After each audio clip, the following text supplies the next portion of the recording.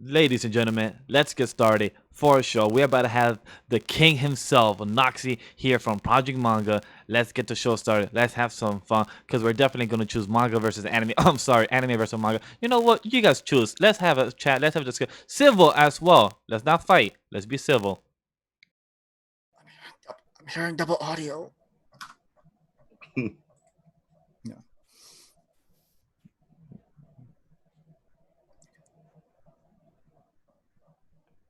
Ladies and gentlemen, welcome to another episode of the Anime Lately podcast. I'm your host, Sam the Manga Man, and here with me are my brotakus. Introducing first, the Game Master, the divine god woken of divinity, the director of anime, Mr. King of Games himself, Ray Apollo!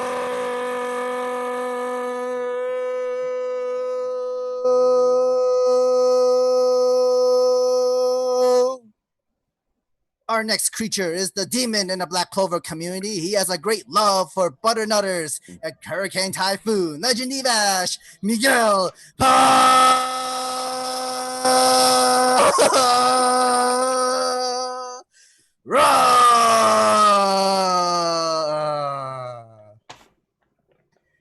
Our next Protaku, he is the CEO of the Careful Spoilers Podcast Network, founder of the No Anime, No Life Facebook group. He is JB, exclusive, the great and talented James Barnes.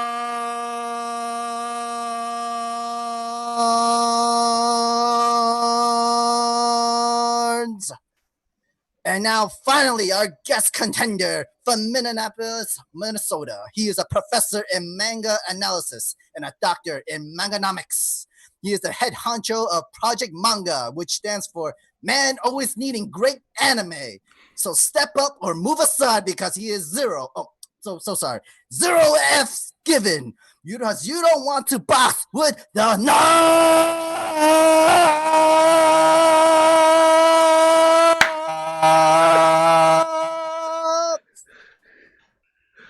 Oh shit! How we all doing? That was one of the best written ones you've done. I like that one. That was amazing, dude. That was great. That was great. That was definitely good. Even though I had no notable this time. I Yeah, had that caught me off guard a little bit. I was like, and wait, brownie wait, brittle. wait. I'm like, I don't technically, care. Off guard a little Nutter bit. butter works better for you anyway. technically, It's fine. I finished my nutter butter this past Monday, so that was Did you gone. now? Yes, Did I you did. now? Oh, okay. It's okay. The lover inside of him had to finish it, so it's all right. So glad you finished your nut. It's great. Oh, I don't even know what I to told you. I just should have warned you. Well, and Nox, how did that feel? Your first ring announcing wrestling? it was tight. It was fire, bro. It was amazing. You don't want to box with the Knox, bro. I'm taking that to somewhere. It's being said again. That was I'm amazing. keeping that. Yeah. Thanks, man. Nice. Thank you. Took me a little bit, but I got it. The script and everything. All I guess have the whole self-created title introduction that I love to write. Give that up. Give that hype energy. Give us so ready for our episode in the podcast. Always love doing that. Yeah, that was amazing. All right, guys. Hope you're all doing good. How's the week? Everything good? I'm still mad that we can go live on YouTube, so I'm still fuck that. I'm still stressed about that, but yeah, still good though. I mean, I like Twitch better now. I agree. Twitch is easier because it's stress free, much easier to now throw shade and everything, and less work about copyright and stuff. So that's more easy to just be chill about. For now. You get like customized about your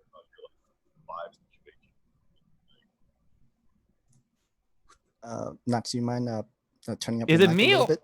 is it me or Nox is a bit low? Yeah, it was a little bit. Oh, low. am I low? Have I been Yeah. low Yeah. this whole time? Yeah, a little bit low. Yeah. Sorry. I turn my headphones up.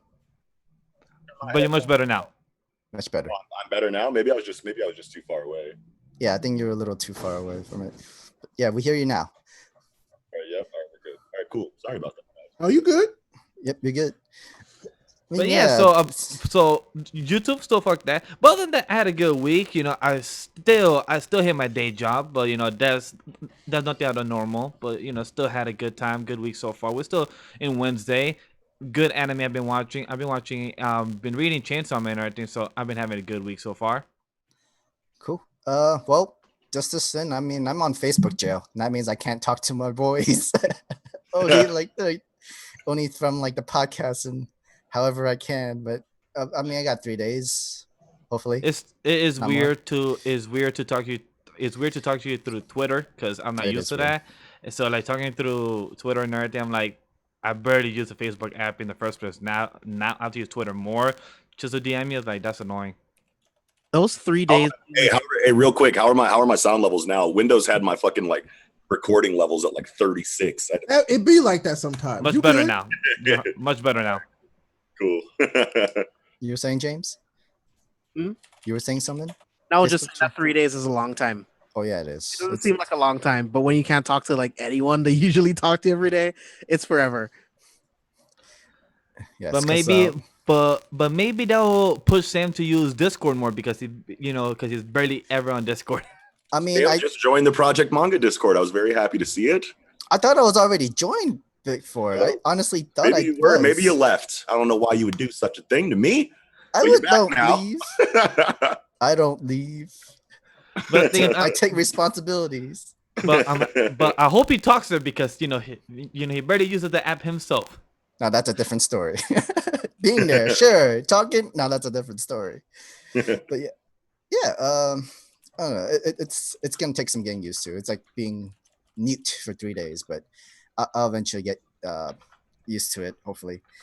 But yeah, there's been a lot happening since the past week. I think last week was also San Diego Comic-Con at home. Yeah. Which we How had was like that? a lot of news and stuff, a lot of movies, a lot of stuff. James put up a lot of trailers and content from his side of his careful with spoilers. It was really James, fun. what was the most impactful thing? If you had to choose one thing out of the whole weekend, choose one that was the most impactful. Man, I can't choose one. I have to choose two. My favorite was the Zack Snyder panel. It was just it's great to see him talk about like his version of Justice League. The fact that he does not plan to use a single frame of Joss Whedon's footage, because I think Man of Steel is a masterpiece. The ultimate cut of BVS. It's okay, it's not that great. I think 300 is also a really good movie. Watchmen is another one of my favorite comic book movies. So when it comes to scale and taking those splash pages and bringing them to life, Zack Snyder is that guy. So I always love listening to him talk. Number two was the 15th anniversary of Constantine. Ooh. Cool to listen to like the producer, the director, and Keanu talk about this film. 15 years later, they talked about the possibility for like a sequel and a bunch of different things. Like those are my two favorite panels. There's a lot of stuff that dropped, but those are the two that stay in my memory. Going on the Zack Snyder point that I just wanted to like jump in here. I feel like Zack Snyder does a lot better when he has one source to pull from for an adaptation. Mm-hmm. So you have like Watchmen and then you have 300, which are just literally like one book.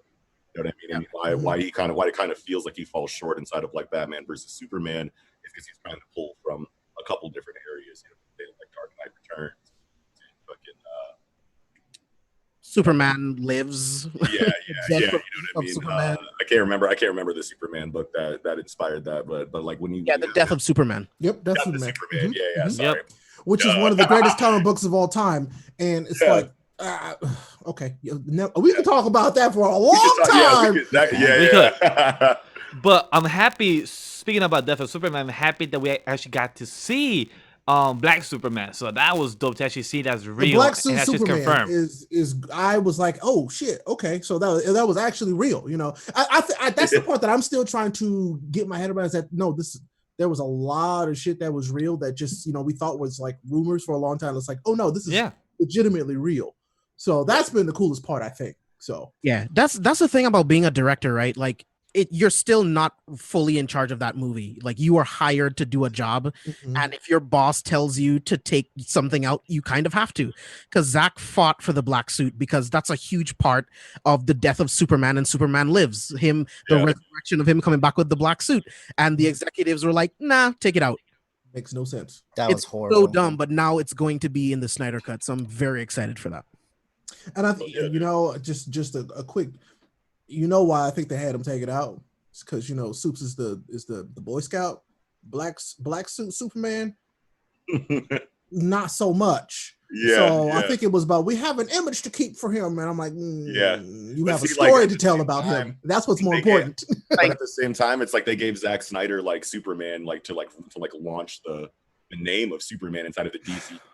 Zack Snyder isn't really the one that you want to give like the symbol of hope to, in my opinion. Right. And I know I 1000% agree with you on that. Yeah. And that's why I have issues with Man of Steel, but man.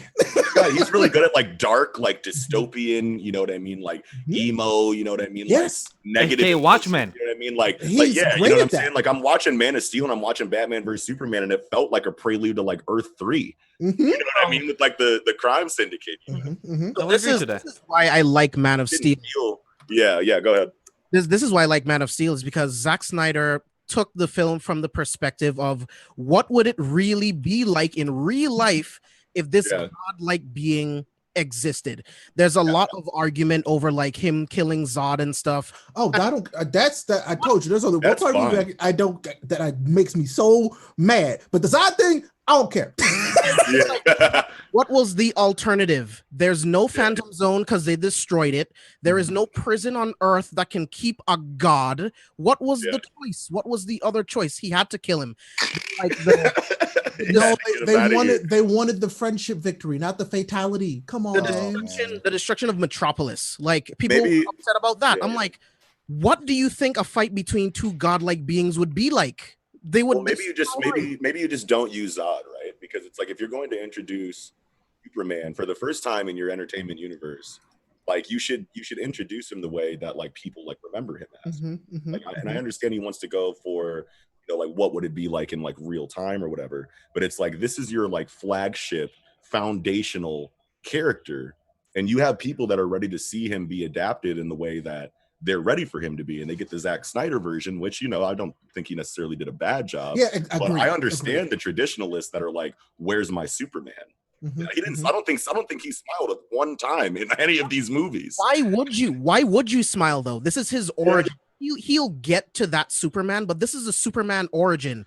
He lost his dad. He finds out that he's the last of. Okay, fine. That's where we're going. He lost his dad. He did not lose his dad. He could have saved him. He could have saved him. I will not accept, oh, well, he wasn't there. He didn't want people to see it. No. The way he's passing up. In that situation, people would have been like, if he would have been like, hey, you guys, like, I got to do what I got to do. Like, maybe like, you know, this is very controlled. You understand the situation. Maybe like not telling you what. I'm pretty sure people would be like, you got it, Superman. Because it's Kansas. Our fucking lives. We just saved your father. It's Kansas. It's those Kansas people. They would be like, you saved this. So who's going to believe us anyway? Exactly. Like, and I mean, it's just the whole scape. Well, it wouldn't be believable.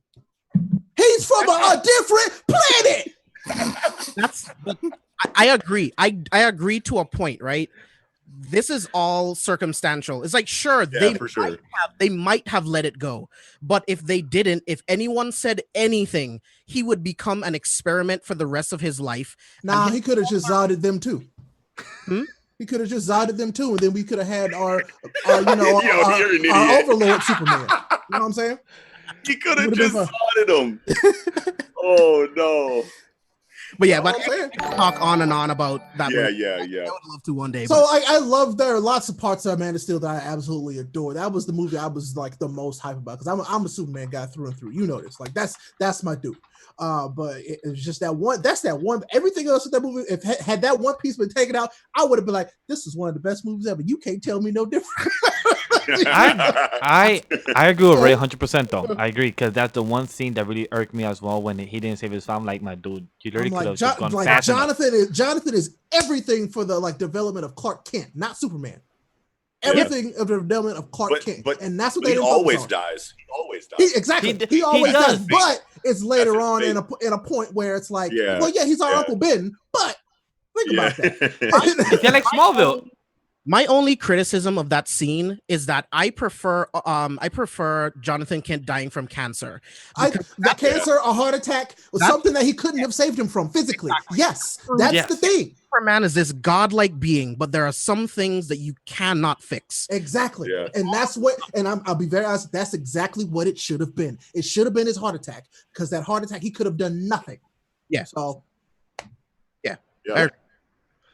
Not we're not endorsing death or heart attack though. But no. That's life. That's life, Sam. It's life. But we don't endorse it. Damn, Sam. Damn, it's getting dark here now. I was like, oh, damn, Sam about to preach here. But yeah, this is anime podcast, guys. Or Yeah. About manga. I mean, yes, Superman we love. can have an anime. It can. It's That's technically, called Dragon Ball Z. Whoa. or technically called My Hero Academia that represents All Might. I mean, that's way more like X-Men than Superman, but Yeah. Yeah, that's more. Goku. But speaking about Marvel, comics and American comics, I do want to ask a question. We did talk about behind the scenes and everything on Nox and everything, but who is your favorite character from the DC and Marvel character, Nox? oh wow. Like your top three, to help you out, in case you Top can't. three. Well, top three stories that I read inside of Marvel are Fantastic Four comics, X-Men comics, and Spider-Man comics. You got good taste. I'm about to say they got good taste. I try my best. Inside of DC, I really like their Elseworlds books. You know what I They're mean? good. So like things that happen outside of like self-contained stories that happen outside of the main continuity. You know what I mean? And it doesn't necessarily have to be Elseworld. Like Injustice is my favorite DC story that I think I ever Me too. read. It's a great It's story. It's a great one. It's fun. Fucking And plus the game is Tower good of too. Babel. I really like the Tower of Babel story. I really like Scott Snyder's run on Batman inside of New 52. If I had to choose like one character that I feel like I resonate the most with, or that I find myself going back to read the most, it definitely is Batman, even though I have a lot of criticisms about his character, like conceptually and thematically. But Batman is who I come back to the most. I really like Josh Williamson's Flash. And I really like Jeff Johns' Green Lantern. Oh my God, bro. Yes. Oh my God, dude. What a masterpiece. And now He's fucking great. Grant Morrison's taken over the property. And I'm like super excited for how Grant Morrison does it. He's got Liam Smith, I think, doing the art for or Liam something. He's a newer cat, but his art really is very reminiscent of like Frank Quietly, who was the artist who did the art for his new X-Men run back in 2001. So I could see like why like he's like, drawing himself towards an artist that kind of like resembles Frank Quietly, because their bromance is like one of the biggest bromances in like comic books. But I'm super excited for Grant Morrison's Green Lantern. I haven't started reading it yet, but I'm gonna let that stack a little bit. But yeah, Green Lantern, Flash, and Batman inside of the main continuity, and then inside of Elseworld, I really like Sean Murphy's White Knight. I really like Injustice. White Knight is one of my favorite runs in recent memory. It's so good, dude. You're one of the few people. You're one of the people that really talks about it, because you're probably the third person that over all the years that actually talk, because I actually read it. But when I ask other people, like I'm like, hey, have you read that? Like, who's that character? I'm like, I forget it. That's just too much to even try to bring you like a whole discussion. That's the best Joker story you're ever gonna fucking get, man. True. No, like, I'm sorry, you know what I'm saying? Like, there's like Serious House on Serious Earth, and then there's like the fucking like Brian Azzarello Joker, which are like legendary. But like White Knight is just like, you're not expecting that Joker at all. And I mean, they've kind of like tried to do Joker Goes Sane before, but Sean Murphy like handled it in a way that is so like socio-political and so like relevant to like now. Everybody that it's keeps like, telling me that I would like that, because I'm on record saying that I do not like that character. I just don't like the Joker. Yeah, don't care for read White Knight, bro. Yeah. Read White Knight, dude. You will love White Knight. Dude, Joker convinces the people of Gotham that he's the hero and Batman is the bad guy. And it's not a lie. Like, it's legit. Like, it challenges your. You say that makes perfect sense to me. So it's like, I don't know why that's confusing. It's a rich white dude going around and I beat people up. That sounds like a crime to me. That's one of the points that he makes, and like the money that I won't go into it. But I'll find it. I'm gonna read it, because that sounds. I've already been like, you know what? He's right. I actually need to read the sequel. Actually. The sequel is tight, but I think the main thing why Sean Murphy is a genius when it comes to the White Knight is because, like, conceptually, like, Batman and Joker are obviously like two sides of the same coin, right? Mm-hmm. So you have two people that, had one really bad day, you know what I mean? And like Batman's parents are killed, and he chooses to throw the cowl on and fight that chaos that killed his parents. And then the Joker, like, loses his family and decides to embrace that chaos, you know what I mean, and become one with it, you know what I mean. So it's just like two completely different paths from stemming from a similar traumatic event. And that's why you have that dichotomy there for 80, 90, 100 years. But then when White Knight like flips that, you know, like dichotomy on its head and kind of like reverses those roles, you're like, there's no way this can make sense because of how long I've understood what I think of Bruce Wayne and his role inside of this world and what I think of the Joker and his role inside of this world. But it's like, once it comes down to like what the Joker does as Jack Napier inside of White Knight and what the Batman does, it like really conflicts like with your understanding of who these characters are, because Batman's all about reform, right? The reason why he hasn't killed the Joker, even though he's killed countless people, is because he wants that system to reform him. But now all of a sudden the Joker is a good guy and Batman doesn't want to believe it. You know what I mean? He's like, Batman's like, fuck that. He's lying. He's playing a joke. Like, it's not real. It's like, I thought this is what you wanted, bro. He's playing you know a what joke. I mean? Yeah. You know what I mean? And it's an amazing deconstruction in that regard. But yeah, that sounds great to me. Sorry. I gotta give Harley a day one. Like, she was loyal, like straight up for everything for the Joker, like everything from it. Like, and Harley, the Harley aspect of the story too is crazy. Interesting. Like, there was one that's just with him crazy, and then there's just one where she really did care about him and his whole mental state and everything. But then she knew that she can't save him like this. Like, and just be there by his side. He needs to do it a different way, and it's just crazy. Like, she's just look at what's on sale. How about that? So Nox, have you read Batman's Red Death? Yeah, I've read all of Dark Knight's Metal. Okay, dude, that's one of my favorites. Yeah, dude, Red Death. Okay, so like inside of Dark Knight's Metal, I feel like my favorite origin besides the Batman Who Laughs, just because that shit was so drastic, was probably Red Death and like Murder Machine. I really liked both of those one shots equally. I can't choose Red Death or Murder Machine, but yeah, Red Death is the one, yeah, for sure. Because I really need to read like my two favorite DC characters, so it's like who is it? Batman and the Flash are my two favorite. Oh yeah. See, I knew we was about to, bro. I knew. Come on, bro. It was meant to be, bro. It was fate, bro. Hell yeah. The DC Metals were actually really good stories. Like, actually, all of them are really good. Death Metal just started. I'm about to say the rich, like, Metal started out slow, but then it ramped up and got like, okay, no, I see what y'all were trying to do. It's just it took time. You just couldn't see what was coming because you had to do Dark Days, the Forge, and then you had to do Dark Days, the casting, and then the actual event, and then they had all those like production issues that slowed everything down, and it's like, I do need to read some because I haven't read most of them because the whole storyline or the whole continuity was very confusing, or like in what order of what Nox just said, you know, trying to find which order you need to read first. But I need to really take my time one day and actually read them. I never actually read all of them, the ones I need to or have been recommended to, and I do need to read Red Death because the Flash, Green Arrow, and plus Nightwing are my three favorite characters from DC. Not a bad lineup. Not a bad top three. Those are my favorites. Green Arrow is one of the best, and Nightwing to me is the best one from the Bat family, and plus the Flash, he's just amazing. Read Green Arrow Quiver. I have. Oh, okay. My bad. Whoops. Don't mind me. But when it comes to Green Arrow, I've read most of those runs. I just read them when I was young and everything, but I do want to reread them since now I can actually reframe a lot of my memories of what I should read. So I definitely want to take my time to read them and then see if I want to buy them and have them on my shelves. But I definitely need to read more of them and plus reread them again. Yeah, if you haven't read Dixon, Flash, and Damian Wayne. Fuck yeah, spicy lady. Yeah. Fuck yeah. If you haven't read the Rebirth run of Green Arrow, do it. Super good. Oh yeah, it's really good. I think I have the copy down there. Yeah, I have the copy. The Flash Rebirth run was really good too. Mm-hmm.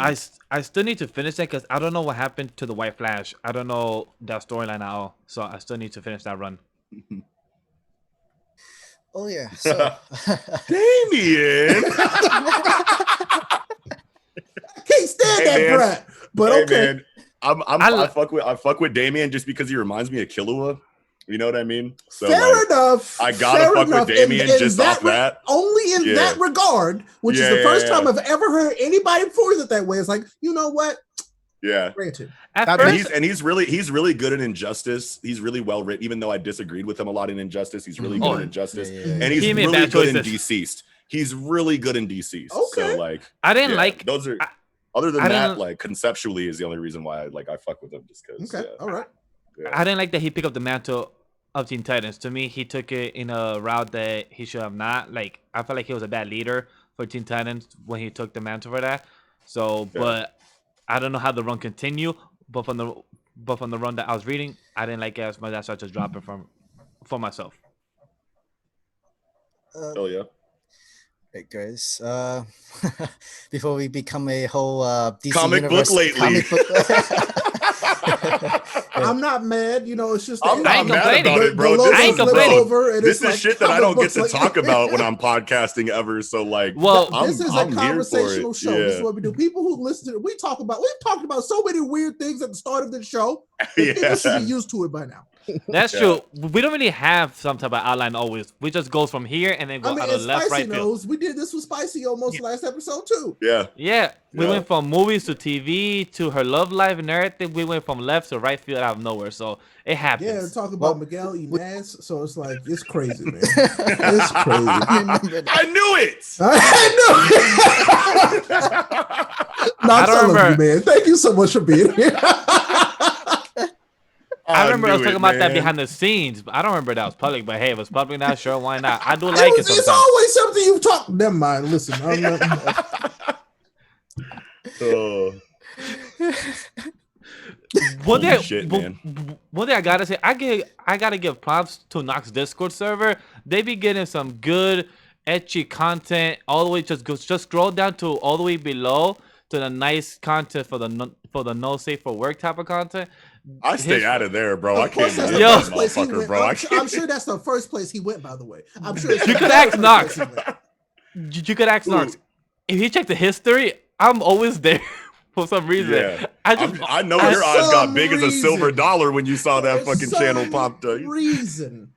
Okay. I'm just over there scrolling with Yato and plus other heads there, which sometimes they be putting some freaking shit and just be public about their own lives. I'll be like, I'm not gonna comment about that. I'm gonna move Y'all on. can I have just that. want the sauce. That's all. Yeah, That's all I'll I see need. y'all in That's- the weekly Shonen Jump combos on Sunday. That's where I be. I will be there soon once I'm catch up to more stuff. I'm slowly man. getting there. I'm slowly getting Yeah. there. Yeah. Yeah. Besides, well, you do a lot of the weekly Shonen Jump style. Which one would you say is your favorite, actually, in the category? At a weekly Shonen Jump, I don't know, One Piece. But I mean, just to say something different, My Hero Academia, Thank God. Jujutsu Kaisen, and Chainsaw Man battle for they Chainsaw go Man, back and nice. forth for chapter of the week for me, like all the time. You know what I mean? It's hard for me to really choose one over the other. But yeah, I don't know. Those are the top three that constantly take chapter of the week for me. You know what I mean? Cool. Any of the new mangas that you are interested or that you've doing? that you Marshall feel is doing well? amazing. I fucking love Marshall right now, dude. Marshall's gonna be the one to make it. I'm gonna be very honest. Yeah, Marshall yeah, is- and it really is. it Marshall, I don't know, dude. Marshall seemed, like when it first came out, like conceptually, I was like, okay, this is White Clover. You know what I mean? Like I was like, I mean, you ain't wrong. It was Yeah. one white clover. Yeah, exactly. what it was. yeah. I was like, okay, well, let's see how they do it. You know what I mean? And then it was like, and then I see, it's One Punch Man and Black Clover. Then all of a sudden, it's Harry Potter, One Punch Man and Black Clover, and I'm like, That's how me how and Sam many, always describe it. Yeah, that's yeah, how I was it like, is how as many well. areas, are they going to pull from, and like how successful are they going to be with its execution? Haven't let me down a single time. And like when it good. first like came out and it was very gaggy, I was like, okay, there's a lot of potential here. Like when I'm reading it, from week to week, I'm like, there's a lot of potential here, but I feel like it's going to be overly reliant on this gaggy atmosphere. As the chapters keep coming out, I see it, taking the avenues and taking the paths that I wish that it would, and now I know, like, okay, this is actually going to be some shit. And it's like, even in the recent chapters now, it's starting to move away from that gaggier atmosphere and like kind of like try to be a little bit more serious in like in regards to like depth, you know what I mean, and like themes and whatnot, but still maintains that comedic atmosphere. But you could tell in like recent chapters, like when it tries to get really gaggy, characters like, nah, chill on that, bro. Like it's some serious shit going on right now. And I'm like, oh yes, this is what I needed. You know what I mean? I get it, because right now with Mastery, like their side characters are serious right Yeah. now. We're seeing some real Yeah. fights, and it's not like, Yes. oh, okay, the fight's over. We got Saitama over here. We're gonna finish Yeah. this in one punch. That's- done. that's We how got you a keep- real shonen arc on our hands That's how right you now, keep something gentlemen. like that interesting. Yeah. Though. You have to have Mhm. very strong side characters in something Yeah. like that, because your main Yeah. character can do anything. So Yes. like that's why I dropped off One Punch Man. Like I'll be very honest, I dropped off because I didn't Well- think all the side characters were very strong in the Did you beginning. Goro? I hear they get much better. I like Goro. They do. I do. I just haven't seen all of his arc yet, but I do like that character. So like I get what people are like. Oh, I really like this Yeah. here, and I understand why. But that's why I fell off in the beginning with One Punch Man, because everybody else was Yeah. just weak compared to him. I And don't I'm not blame talking you. like I don't blame strength-wise you. either. You So- don't see how good the side characters are in One Punch Man until after Boros, really. You know That's what I mean? They have a crazy. That's true. Yeah, they have That's a true. really good presence. The S-Class heroes have a really good presence towards the end of that Boros arc, like when all the S-Class heroes are fighting Melzagard, you know what I mean? And like you can actually see what Atomic Samurai is doing, you know what I'm saying? But as soon as you see Metal Bat activate against Elder Centipede and then fucking the Garo and shit, that's when I was will like, say, oh, I'm here forever. I those was like, I'm here names- forever now. Those Yeah. names get me, bro. Metal, Yeah. my man. Hey, S-Class hero, Metal Bats. I'm like, the fuck you doing? Okay. Yeah. Now I see what Yeah. he's gonna do. All right. Yeah. Oh, it's Yusuke, Kuwabara, and Knuckle all in In one one character. character? I'm here to stay. I'm here to stay. That's so true. I love Yeah. that's why I love Yeah. I love the design of that character for that reason. I'm like, yo, this Yeah. dude he's Japanese punk all the way. It's great. Yeah, absolutely. Delinquent. He is the Mhm. delinquent archetype, like with a baseball bat. With a baseball bat. And he's a hero, apparently. Yeah. Are you reading Bone Collection? Well, let's see. Bone Collection. So I read the one shot. Well, I didn't read the one shot, but I thumbed through the one shot on Imager when it became available, and I was like, this shit looks cold. I don't know what they're saying, but like this shit looks fucking drastic. It's you know what I'm good. saying? And then the actual like chapter 1 comes out inside of Weekly Shonen Jump, and it's way different than the one shot that I remembered, and it seemed like it went a more like etchy comedic like tone compared to like the one shot that I saw. And I just felt bad for the creator because I know that he had a vision for his story, and editorial was just like, yeah, but like what if we made it like more gaggy and like more boobs? And I just like felt bad for like, you know, him in that regard. And I was like, I don't even want to read this right now. I'm gonna like I read the first chapter and I was like, I'm gonna leave this alone for a little bit and like see how long it lasts, see what the reception looks like. And then like now people are telling me that it's actually starting to get like pretty good now. Mhm. So I'm It's like very really good. excited for that. Yeah, so I'm really excited for that. So I'll go back and read through the rest of the first It volume and is a whatnot and group see. favorite around here. Oh, really? Yeah, we like that one. Like I dig it. I'll link y'all to the original one shot so you can see how fucking different that was if you guys haven't seen it, because that shit is I haven't. I haven't I'll seen read it. I would Ooh, like that to. I shit. would like to see that. I it's didn't even. like night and day, dog. It's like night Have and you- day, bro. Have you had the chance to also see Undead Unlock yet or not yet? Undead Unluck. No, I haven't done Undead Unluck yet, but we're actually going to start reviewing that pretty soon here on our Good. Patreon exclusive Weekly Good. Shonen Good. Jump review That's show dope. that we're gonna do. So like I'm really excited for that. I heard it's amazing. It's I great. specifically have just been like waiting on it until like a week or two before we actually like launch that show, just because I want it like fresh in my mind. I want to read, I want to binge everything that's available, but I know it's good. I know it's good. I had my like thoughts on it. I thought it was like weird, you know what I'm saying? Like body horror, like etchy, like, you know what I'm saying? Like sexual, like borderline sexual assault shit going on. So I was like, I don't know how I feel about I this. also, after reading Yeah. that first chapter, was also like, Yeah. what the fuck is this? I do Yeah, I like was seriously, like, I don't know. seriously, it was, and then it's like, okay, like I kind of, Yeah. it's like, and then as you I read kinda more of it's get like, it. okay, but Yeah. it was like, because it was like at first it was like, oh no, that's super Yeah. weird, and I'm like, But I know it's tight. I know it's Oh, tight. it's Someone good. sent me a panel of him doing some cold-blooded ass like swordsman move, and I was like, "Yep, you got me." The I was double like, "Here it spreads. is. I'm here." I'll tell you, Knox, Yeah. of how much Yeah, it was a of how double much spread. of how much you love the double spreads in art style, you will love the art style from this creator. He does it almost every week or every 2 chapters. He does beautiful double spread, and sometimes he does 2 double spreads per chapter, and it's amazing. The art style Yep. is fly, and plus the storyline is good. With only 24 chapters, if I'm correct, right now at the moment, it's really good, that's solid. And the whole concept of the whole power system of rules, very intriguing. Even though everything starts Heard with the the power word, system goes crazy, and it's you know how I'm coming with that. It's good. So The I power was system is like, really yeah. good. I'll say the main character is very OP when you see more of him. If you get what I'm saying. Okay, I'm ready. There's another new one that we're reading right now. Hardboiled Cop and Dolphin. Yes. That's another series that's looking like. I heard that, but I haven't seen anything related to Okay, it. so I've just it's heard the good. name. All right, so how do you feel about like like those TV shows from Fox always have those cop shows every time, like 24, That they Magnum always cancel. PI. They always cancel within a year. You know what I'm Miami saying? Vice. Yeah. Miami Mhm. Vice. So what shows is like? imagine that, but in the Weapon. world. So imagine that, but in the world of Aquaman, where you have to fight it, but one guy is a dolphin, but the other guy is just a regular guy who's just a cop. Yeah, And it's then- pretty much anime Lethal Weapon with a human Japanese guy and a dolphin as his partner.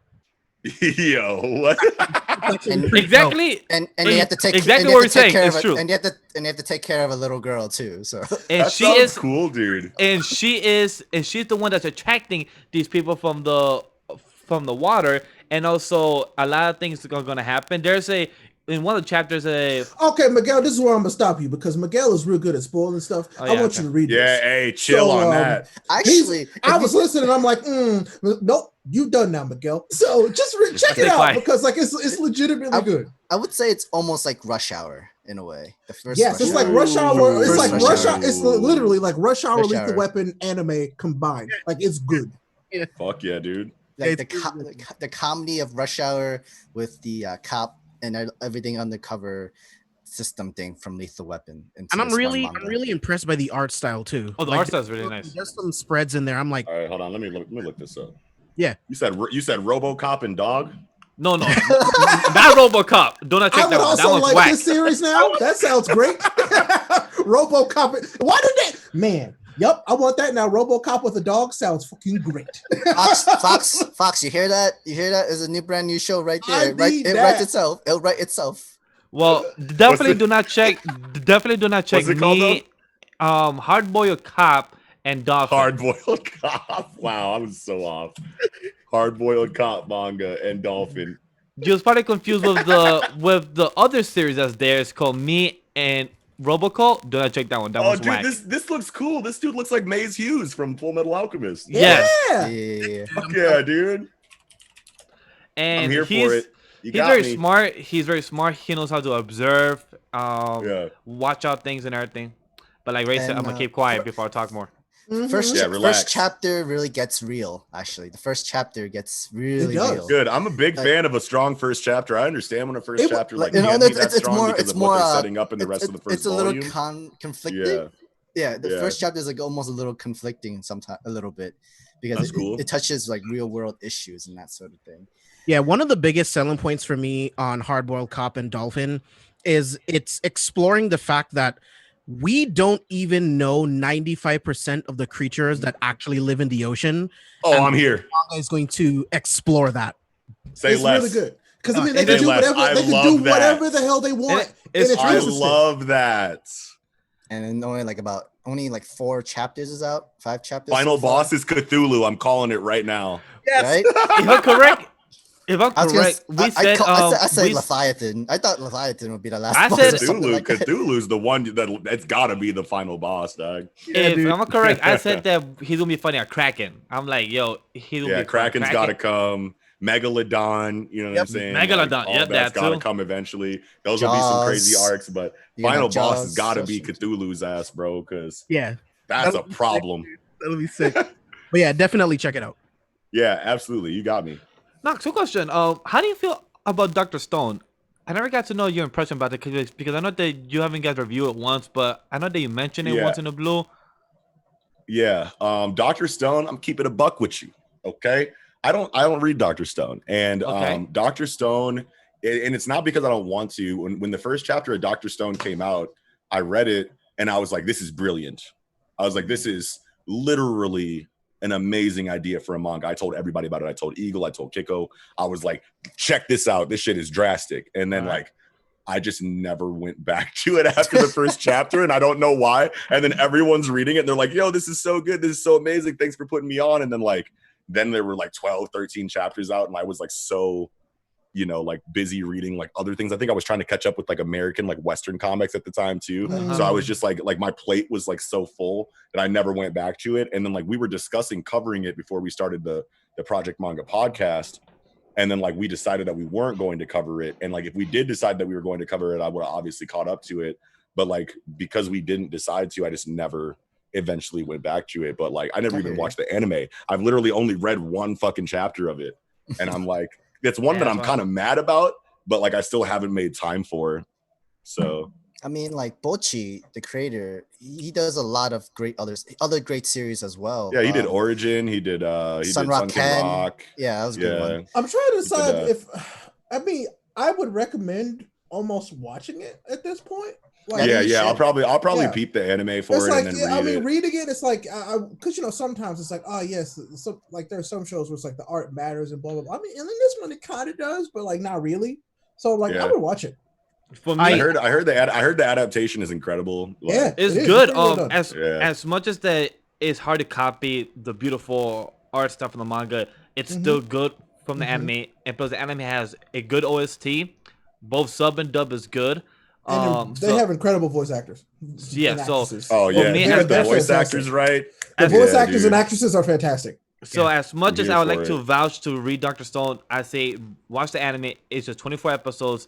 They cover up to chapter 65. So if you just want to read more after, you could just hop on. That's probably how I'll do it. Usually I'll like read like if I know that a series is good and it's going to have a good adaptation, it's adapting an incredible story, I'll usually just read the manga for it first and then go check out the anime. But like there are rare occasions like with Dr. Stone, I'll probably do that. Vinland Saga, I did that. You know what I'm saying? Like there are times where I'll go check an anime out first if the anime is getting a lot of hype. But I mean, it's hard not to want to read the manga first because it's Boichi, right? You know what I mean? It's like that's true. That's one of the coldest dudes in the game. You know what I mean? Not like straight up. It was like for me, it was a big honor to meet him. Not meet him, but I saw him from afar. But I met him last year. Oh, did you? Yeah, me and Sam were actually in the front row. Bochi and his co-creator, forgot the top of my head of his name, but they both were right there talking about the series, what they have plans to do behind you with the poster. The next chapter. I'm pretty sure his name is right there. I'm pretty sure his name should be right there from the If poster. I would have saw Boichi in real life, I probably would have shat my pants and ran down. His work ethic was I can't be around.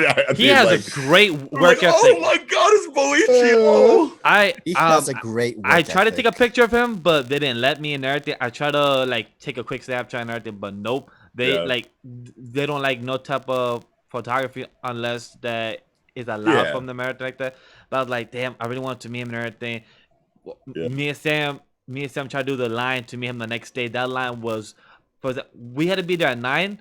The line was already started at 7, I believe, and was already out the door, cut. down the block, around the corner, in the next state. Correct. It was literally that pack, and it's because Sam got there first. He said, Sam was like, the line's already come up. I was like, okay, so forget it. Let's go to the con then. I was like, well, what can we do? But it was dope hearing his process of how he does a series and how those beautiful art panels that we see, it doesn't take him that long. He says that it takes him about 30 minutes to an hour to do it. And I'm like, so that type of detail art style that you do, it literally takes him that fast. He does it right after dinner. Like just right after dinner he says that too. I mean, shit, you got all the energy you need right after dinner, don't you? That's how he's probably hitting it like the fucking, like, you remember that scene in iRobot when they give the fucking like robot the fucking like paper and the pen and he just like all the way down, fucking like draws the whole like landscape in like 5 seconds. I wouldn't put it past him, bro. That dude, Boichi draws like he can't control his power. Maybe that's his quirk. I love that. Yeah, like. But it's definitely beautiful. So that's one thing I do recommend. But since you mentioned about anime and everything like that, I want to know, what is the first anime you ever saw? Me? Wow. I've talked about this a couple times actually, and the conversation always like starts as far as like, okay, so like there's a moment where you saw anime for the first time, and then there's a moment where you saw anime for the first time and recognized that it was different from the other cartoons that you've seen in your life, right? Okay. Because like Yu-Gi-Oh, Pokemon, those were cartoons to me before I understood that they were all coming from the same place. You know what I mean? So like, as far as like what my first anime was where I knew that this was like a completely different situation, I think was Blue Gender on Sci-Fi Channel.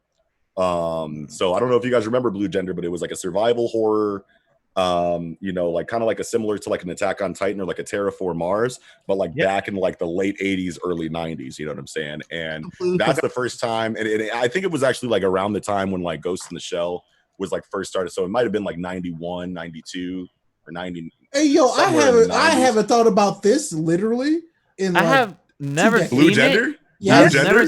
Dude, I've Blue never Gender seen it. is cool. I've heard of it. I have seen this. Yeah. I have not thought about it literally in 20 years. Yeah, yeah, dude. Blue Gender. I have seen I've seen pictures of it, heard of it, but never Okay, I've actually seen seen that. I remember my mama walking in the room going, "What the hell is this? Turn that off." Yeah, dude. Blue So Gender was this? probably the first one, man. But I mean, obviously, I feel like my anime, like the first legitimate anime that I ever saw was Pokemon. Yeah. Okay, cool. Pokemon or Yu-Gi-Oh, one of those. Yeah. But then from, like Toonami, and then I find out what Toonami is, and then I find out what like Adult Swim Late Night is, and then you know what I'm saying, and then I hear you. other things start falling into place. Yeah. I hear you. First anime that I watched from start to whenever Finish.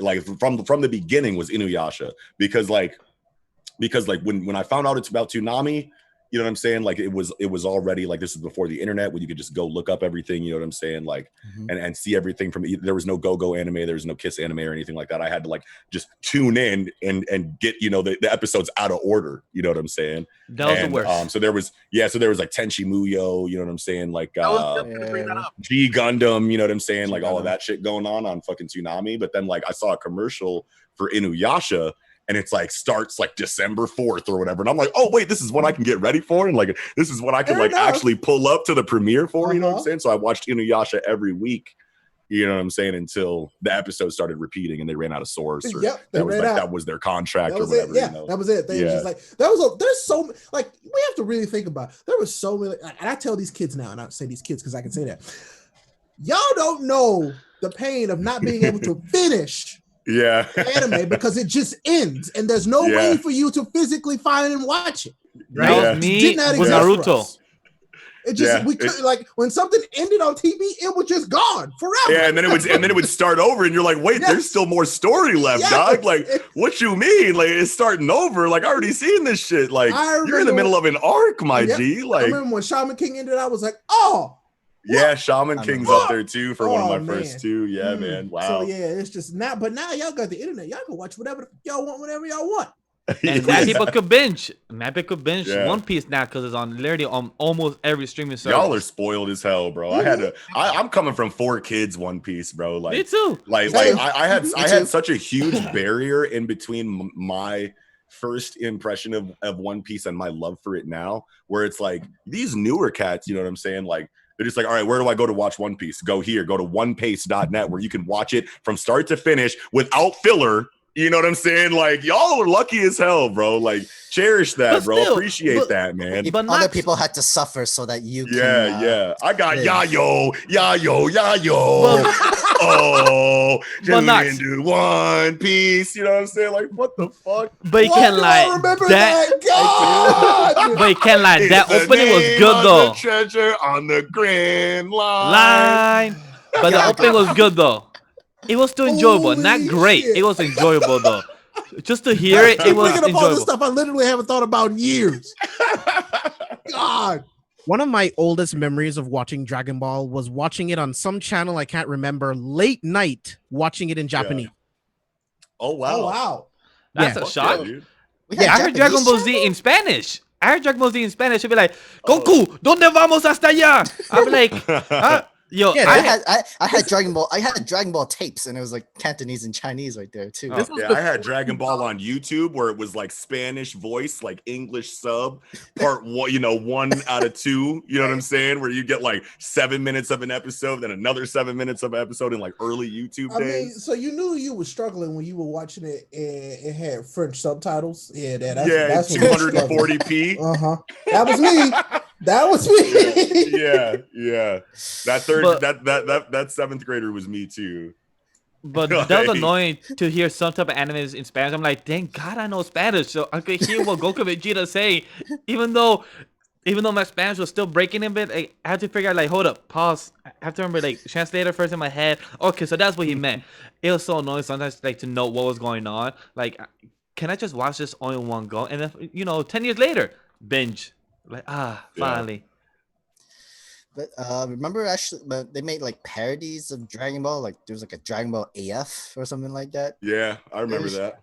It was like a more comedy kind of thing for the series. There's all kind of dubs for it, dude. Remember My Way Entertainment, the guys who did, yeah, it's the Juggernaut, bitch. Yeah, they did Dragon Ball too, bro. To this day, I don't care what nobody says. The abridged X-Men stuff is the greatest. It Yeah, is the so best. damn good. You can't beat it. The Dragon Ball stuff is funny, but that X-Men Yeah. shit is just Yeah. timeless. That's Anything they did, Power Rangers. Yeah, they did Akira. They most did people Flame don't of remember that Recca. they did the Power Rangers. Yeah. Holy shit, yeah, because They did Flame of Recca. They did Akira. Oh, They did yeah. everything, dog. Yeah, man. That shit was so funny. I'm gonna beat your ass with Charles. Who you talking to, Charles? Yeah, Charles. I'm the goddamn Juggernaut. I used to sit up watching that shit till like 2 in the morning. He said, I'm ketchup, motherfucker. I'm mustard, motherfucker. Zap your dumb ass. It's so What's good. wrong with you? That was so funny. I was like, how were people this funny then? Yeah, dude, Randy Hayes dude, is like a one of a kind. Like they're still doing shit, bro. They're That's still good. doing I'm shit. glad Yeah, because like they had a talent. God, I love those. I'm watching those tonight. Thank you. I'm don't you watching know those who the tonight. fuck I am, bro? You want to know what? You want to know what too? And then like X-Men 3, The Last Stand comes out, right? X-Men 3, The Last Stand, the terrible fucking Fox movie. The worst comes out. movie they've ever made. And then like me and my homeboy are in high school, and he's like, "Hey, you want to skip school and go see the new X-Men movie? Like, I'll pay for you." And I was like, "Fuck yeah, dude!" And we bounce out of school, we run over to the fucking movie theater. You know what I'm saying? And we're sitting in there, and we like did some like extracurricular activities before we go see the movie or whatever. And I'm sitting in the fucking chair, and fucking, I'm sitting in the chair, and all of a sudden we get the scene where the Juggernaut's like, "Don't you know who I am? I'm the Juggernaut, bitch!" And he like says it in his like Australian ass look at accent. each other and I you're was like, no. I was like, no, they didn't. That's exactly what I was like. I was like, no. Trash, absolute garbage. He's not It was garbage, but in the moment, I was like, bro, they really did that, and I hope they paid those motherfuckers, bro. It's still enjoyable to hear it. Even though the movie was bad, it was still enjoyable to just hear that scene. I guarantee you they did not get paid for that.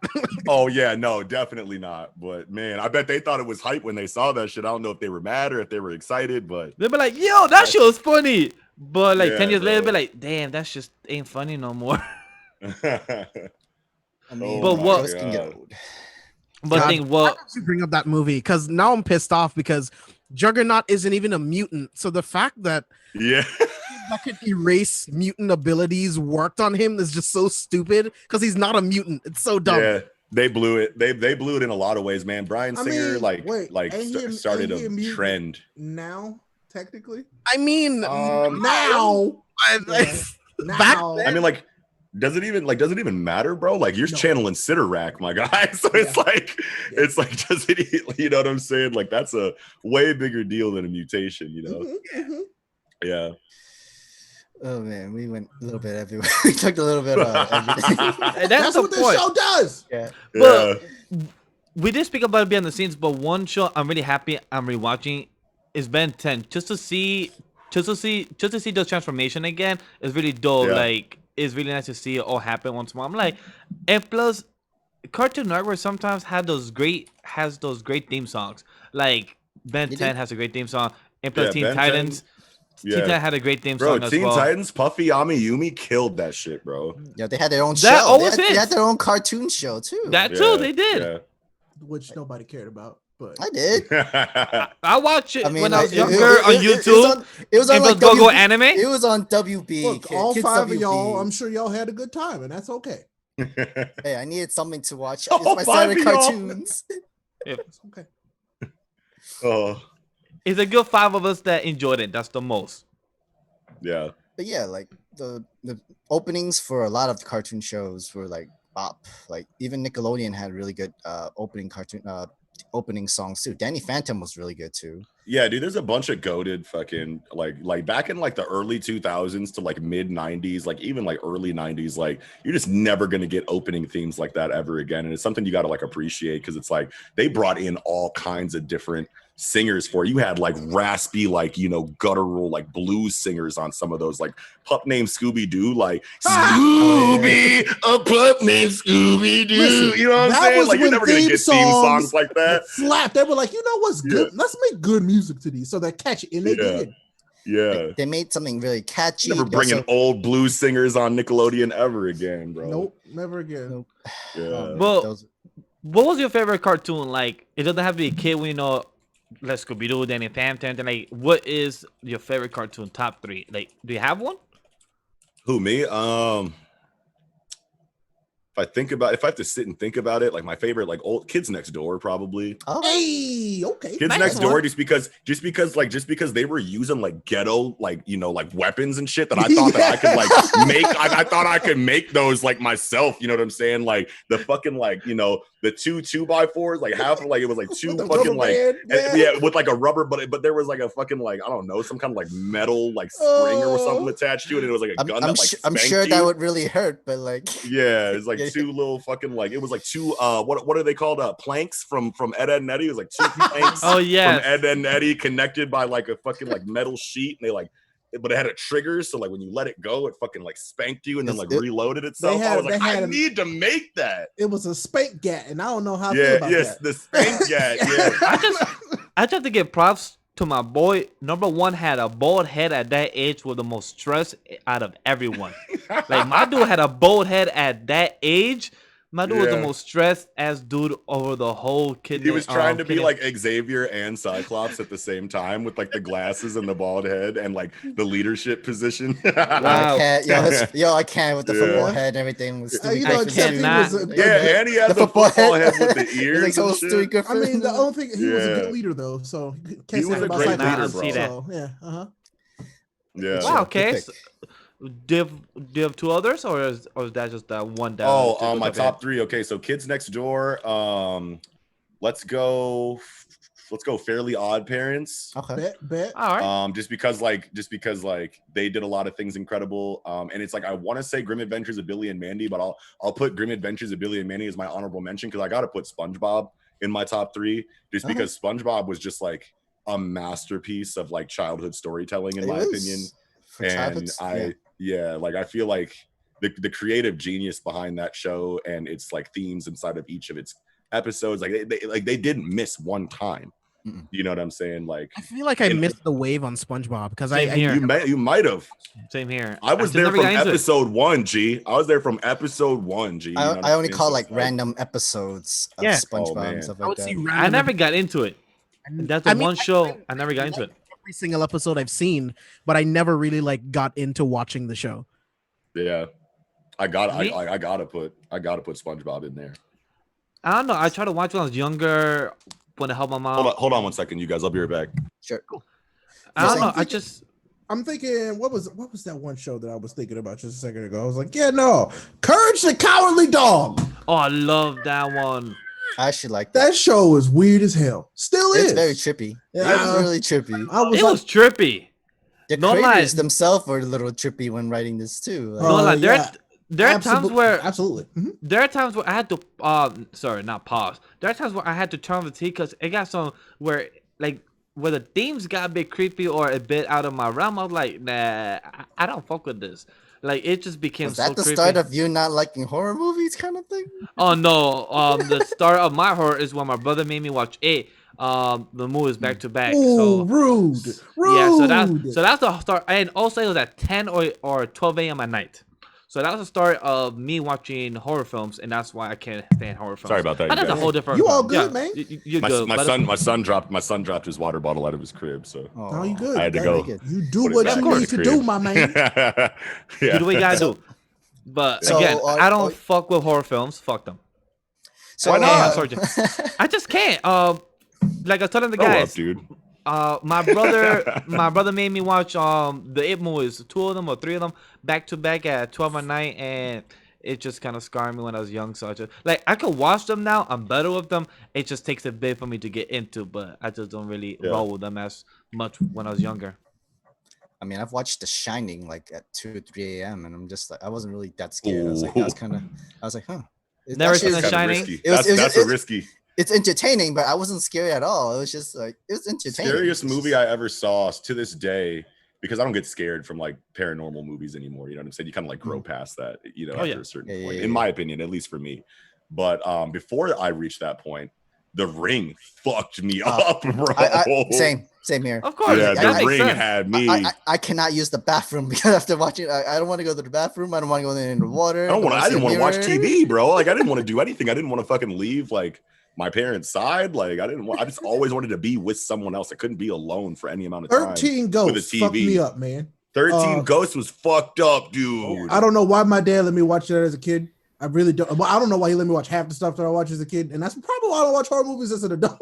But like, nah, man, that one was not okay. Man, I think what really screwed me over was like a Chucky movie, and I was like pretty young. See, those were like, I don't know why those didn't bother me because I'm like, it's just a doll. Like I didn't really care. I'm like, it's a deadly doll. For some reason, that wants to kill you. For some reason, just that was the one part of my child brain that had some logic. I was like, that's just a toy. I don't care.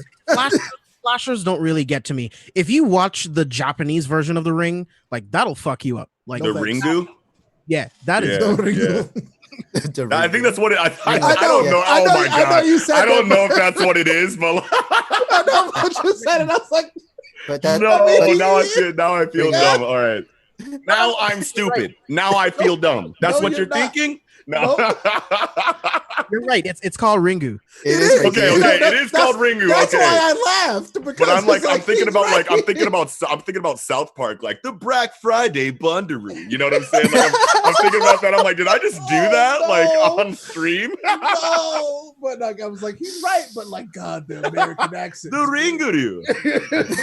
Wow. I mean, like most of these horror movies from Western Hollywood, America, they picked it up from Japanese horror movies. Yeah, absolutely. Yeah. I remember missed call. They picked up One Missed Call and like they kind of westernized it in the US. Grudge 2.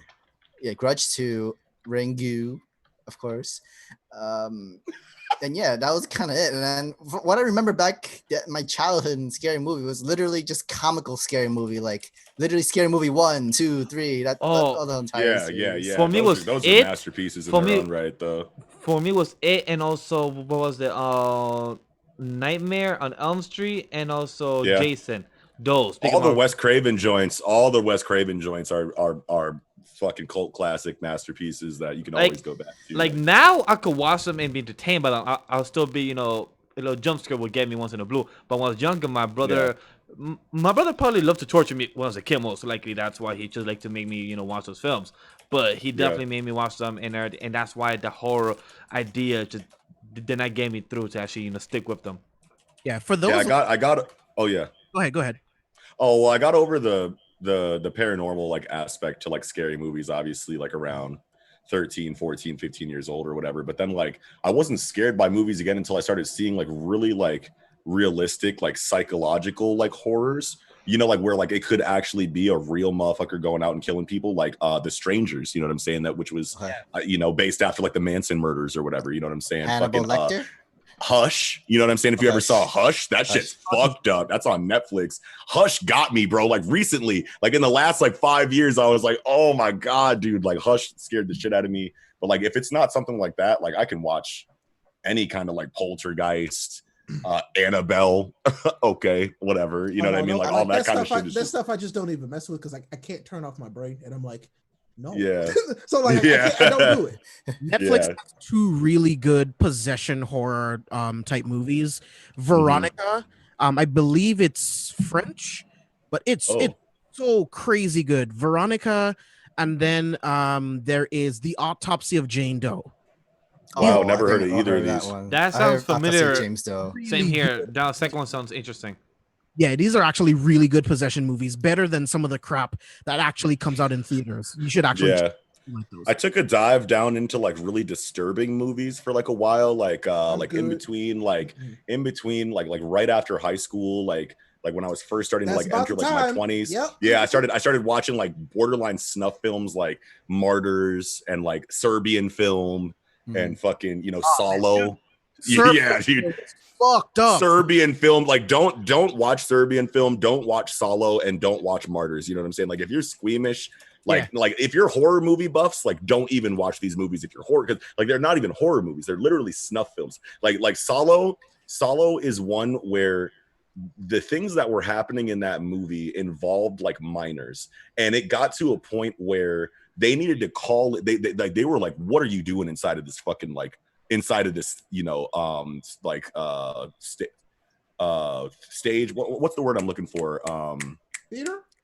Theater, not theater, but like where they shoot the shit. You know what I'm saying? Like, just like the set or whatever. The set, yeah. Like, what are you guys doing in this set? They had to bring in like prestiged actors, like Alec Baldwin, you know, like other motherfuckers to come in and take a look at the set and go, they're not actually doing what it looks like they're doing to these children here.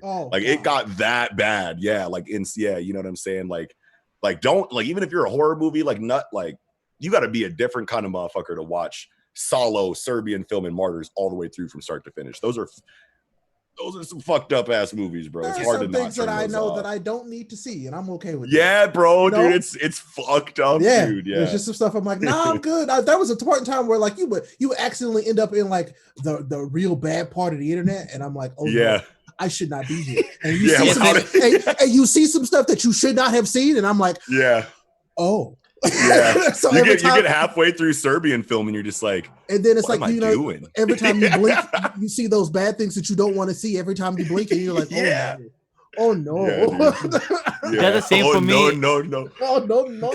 That's the same for me when I seen The Conjuring, and when I see the interview about the people that, you know, check the real life stories and everything like that, and when they explain that sometimes when they film during the set and they hear some stuff that has happened while filming everything, and I'm like, nope, this one I don't like to hear real life stories, because to understand, and it always happens in those countries in Europe. It always happens around there. I'm like, you see, I will go to the city of those countries, but not to the towns, because that's where some crazy shit happen, ghost towns and everything. Nope, I don't trust that shit.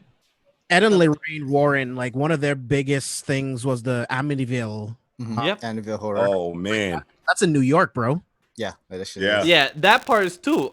And I'm like, nope.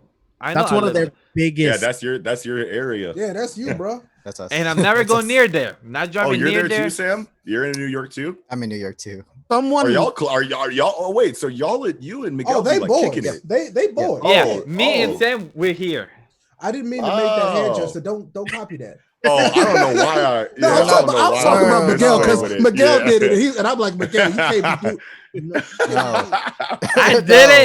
I did it. I saw it. I ignored it. I didn't hope that we'd talk about it. That's what I was hoping. Yeah. That's why I dropped it quick.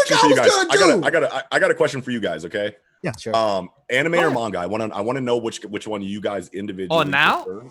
Okay, now we're going. Well, sure. Okay. I mean, I don't know. You brought it up in the beginning, and I was like, okay, in case we never get here, like in the conversation, because it's tangenting off in a couple of different areas here, which is fine. I'm here for it, but I want to make sure that I ask this one question because this is one of my favorite ones to ask. Like, and this could take a while, so I'm glad you brought it up now. Yeah. I mean, I started in manga. Like, don't get me wrong. I guess that's where I started. That's how I got introduced to, you know, realizing what anime was I was in manga. Hell yeah. And then I got into some. We all about to die. I got into some really good anime, and but like to this day, they were like, "Hey, you could only have one of these ever again." Like, you know, I hate to break it down that simply, but if I could ever only have one with me ever again, I think I would pick anime. But it has to be very good anime. And I'm talking the music's got to slap, the voices have to slap, the animation all have to slap. All three of those 2011 have to be. You know what? Come on now, you know what you got here. Don't start this conversation because he don't like it. So what you think about the Chimera Ant arc? Huh? Let's get it. You like board games? Wait a minute. Very, very much board games that entire time. Let me tell you. We're doing this? Yeah, we're doing this every episode. You want to know what? We'll come back. He does it every episode. He does this every episode. We'll come back. Knox, right now, over the past 6-7 episodes, this has happened almost every because episode. everybody was like, Ray, you gotta watch Hunter x Hunter and catch up. And I did it. I binged it. I watched the whole fucking thing. It was like, oh, this is fun. Then we got to the Chimera arc, and I was like, the fuck is this? So, yep. Mm-hmm. Wow. Yep. So, Narc, Anyway, want to continue that yes, conversation or anime manga? Look, man, hey, check it out, bro. If it's smoke, it's smoke. But I would rather you guys finish your answering of my question, and then Oh, no, we have we'll get time. it's not just hate for that. I have legitimate reasons. They all know, but you know, we'll go about that later on. Let me tell you. So no, but like I think I would pick anime. It's just because I love reading. Reading's great, but there are so many things that could be done, and the stories could be told in a much more cinematic flair in an anime when done right. That just sticks with me longer. Does that make sense? Yes. Like that moment when All Might fights the Nomu for the first time. Yeah, it was hype as hell in manga form, but when I watched it, it literally turned me into a humongous fan of that series. Yeah, it changed everything for me. If you get the adaptation right, it'll do that, dude. Yeah, it can definitely enhance. So I would just say it's kind of like it's very situational for me. So, but mostly anime. All right, Rayapollo is anime. I think I know Sam the manga man's answer. But if you want to go ahead and dive a little bit deeper into your reasoning, that would be great. Yeah, sure. And so technically, my experience was the opposite of Ray. I actually experienced anime first before I jumped into the manga because, like, I love my Saturday cartoons. Like, those are the only days that, like, Saturday is like the only day I actually look forward to where I'm not in school. I can literally like sit on my couch, watch TV, grab watch the some bowl cartoons, of cereal, everything, like the whole experience. That's what I look forward to on Saturdays. And like, I remember the whole Foxbox, Kids WB, ABC, like all the other, like Disney, WB11, and like Foxbox all had their own shows. And like, all right, which one? I want to watch this one, but I want to watch this one. And when I did back in the days, I used a VCR, record like one entire channel of cartoons and that side while I'm watching a different channel from that cartoon at the same time. And then when everything is over, the whole morning, afternoon's done, I switch and watch it from tape cassettes. If for those who don't know what they are, because those are back in the day, those are way before Blu-rays, way before DVDs and that situation. Yeah, this is how we record and watch stuff back in the day. And that's what I did. They include the whole entire library of like Shaman King, One Piece, F-Zero, Beautiful Joe. Like, I've watched Beautiful Joe. That opening slap for that one for sure. Yeah, I watched all of it, including the whole like waking up at 7-8 a.m. just for Teen Titans. And even if it's like a rerun, I still love it. I still don't mind rewatching it. It's like it's either this or like nothing. You're gonna have to wait. Yeah. So like all the other shows, but then as I was like continue to watch, like with One Piece, the whole like the yo theme song and I actually like the story in One Piece, and then like then slowly became Naruto anime, like because I remember Shonen Jump always gave out the first episode to everybody in DVD, like in case like anybody that ever want to experience That's watching how I got Naruto hooked on Bleach. They sent me that Bleach DVD and I wore it out. It was great. Yeah, I remember this. I bought Shonen Jump books and everything too. And I think Shonen Jump books is what I really experienced manga, because I think I've read the Yu-Gi-Oh manga book, not Duelist, but like the old school Yu-Gi-Oh, the original, the OG. Yeah.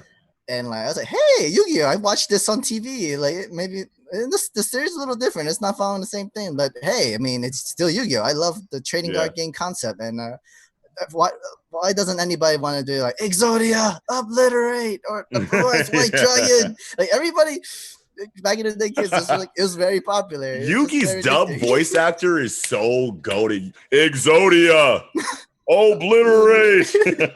He's the best.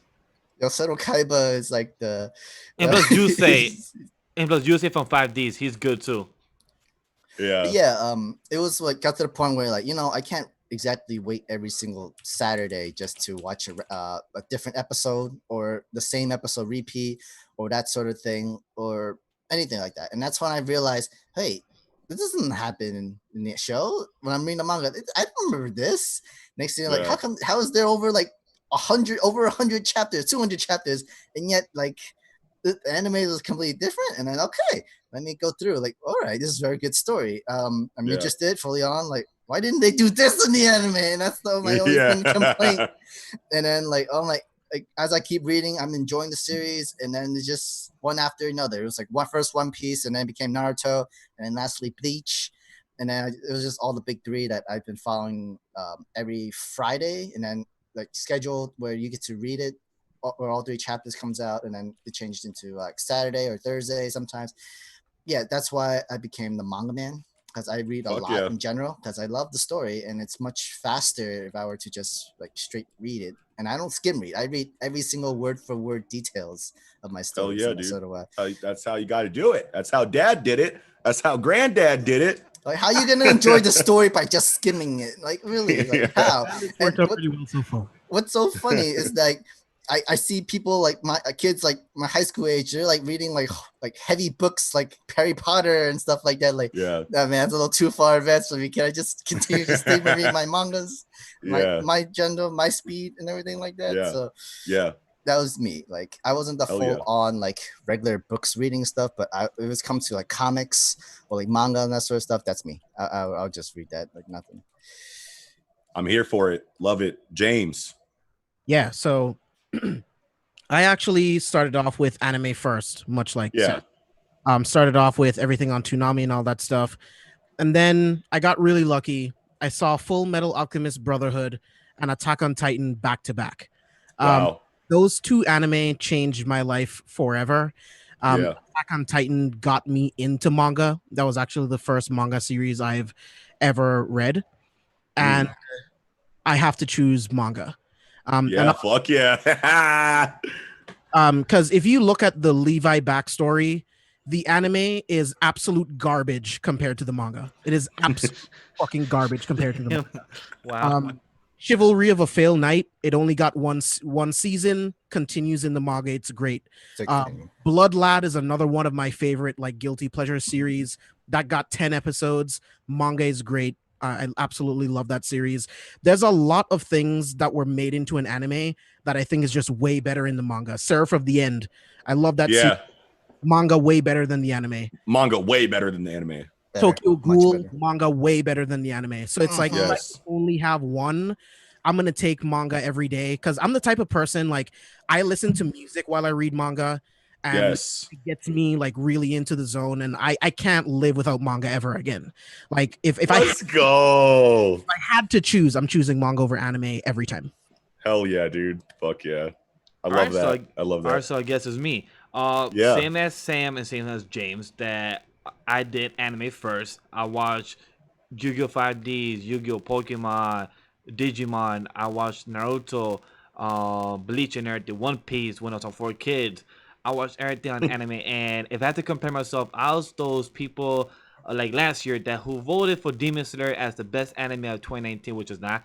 I was like one of those people that what I like and what I saw in anime, that's all I saw and that's all I knew. I didn't really check on the manga. I was more curious about Bleach, One Piece, manga, and that's it. I didn't check no other realms. But with me doing anime lately, the brand, and then going and reading more manga, then Sam and then Nox and other people telling me to read a lot of other series. Over the years, I have grown to actually dig more manga over anime. Not because which is better or not, but because manga is more out there, and if you finish a series, you could read another series. With the anime being out there, it's just that some anime or some series just gets one season and that's it, and then you'll never see it again. But the manga is still there, so I prefer, and it's hard to choose because I used to be anime versus manga, but now I have to choose manga over anime. But also the art style in some series is there. You can still get emotional invested into some series if you actually read it. Like Sam said, word to word. Look at the art style, because some creators make some beautiful art style and they have their own type of art, they have their own type of writing and everything, and they could tell their own story and you can relate to their own story.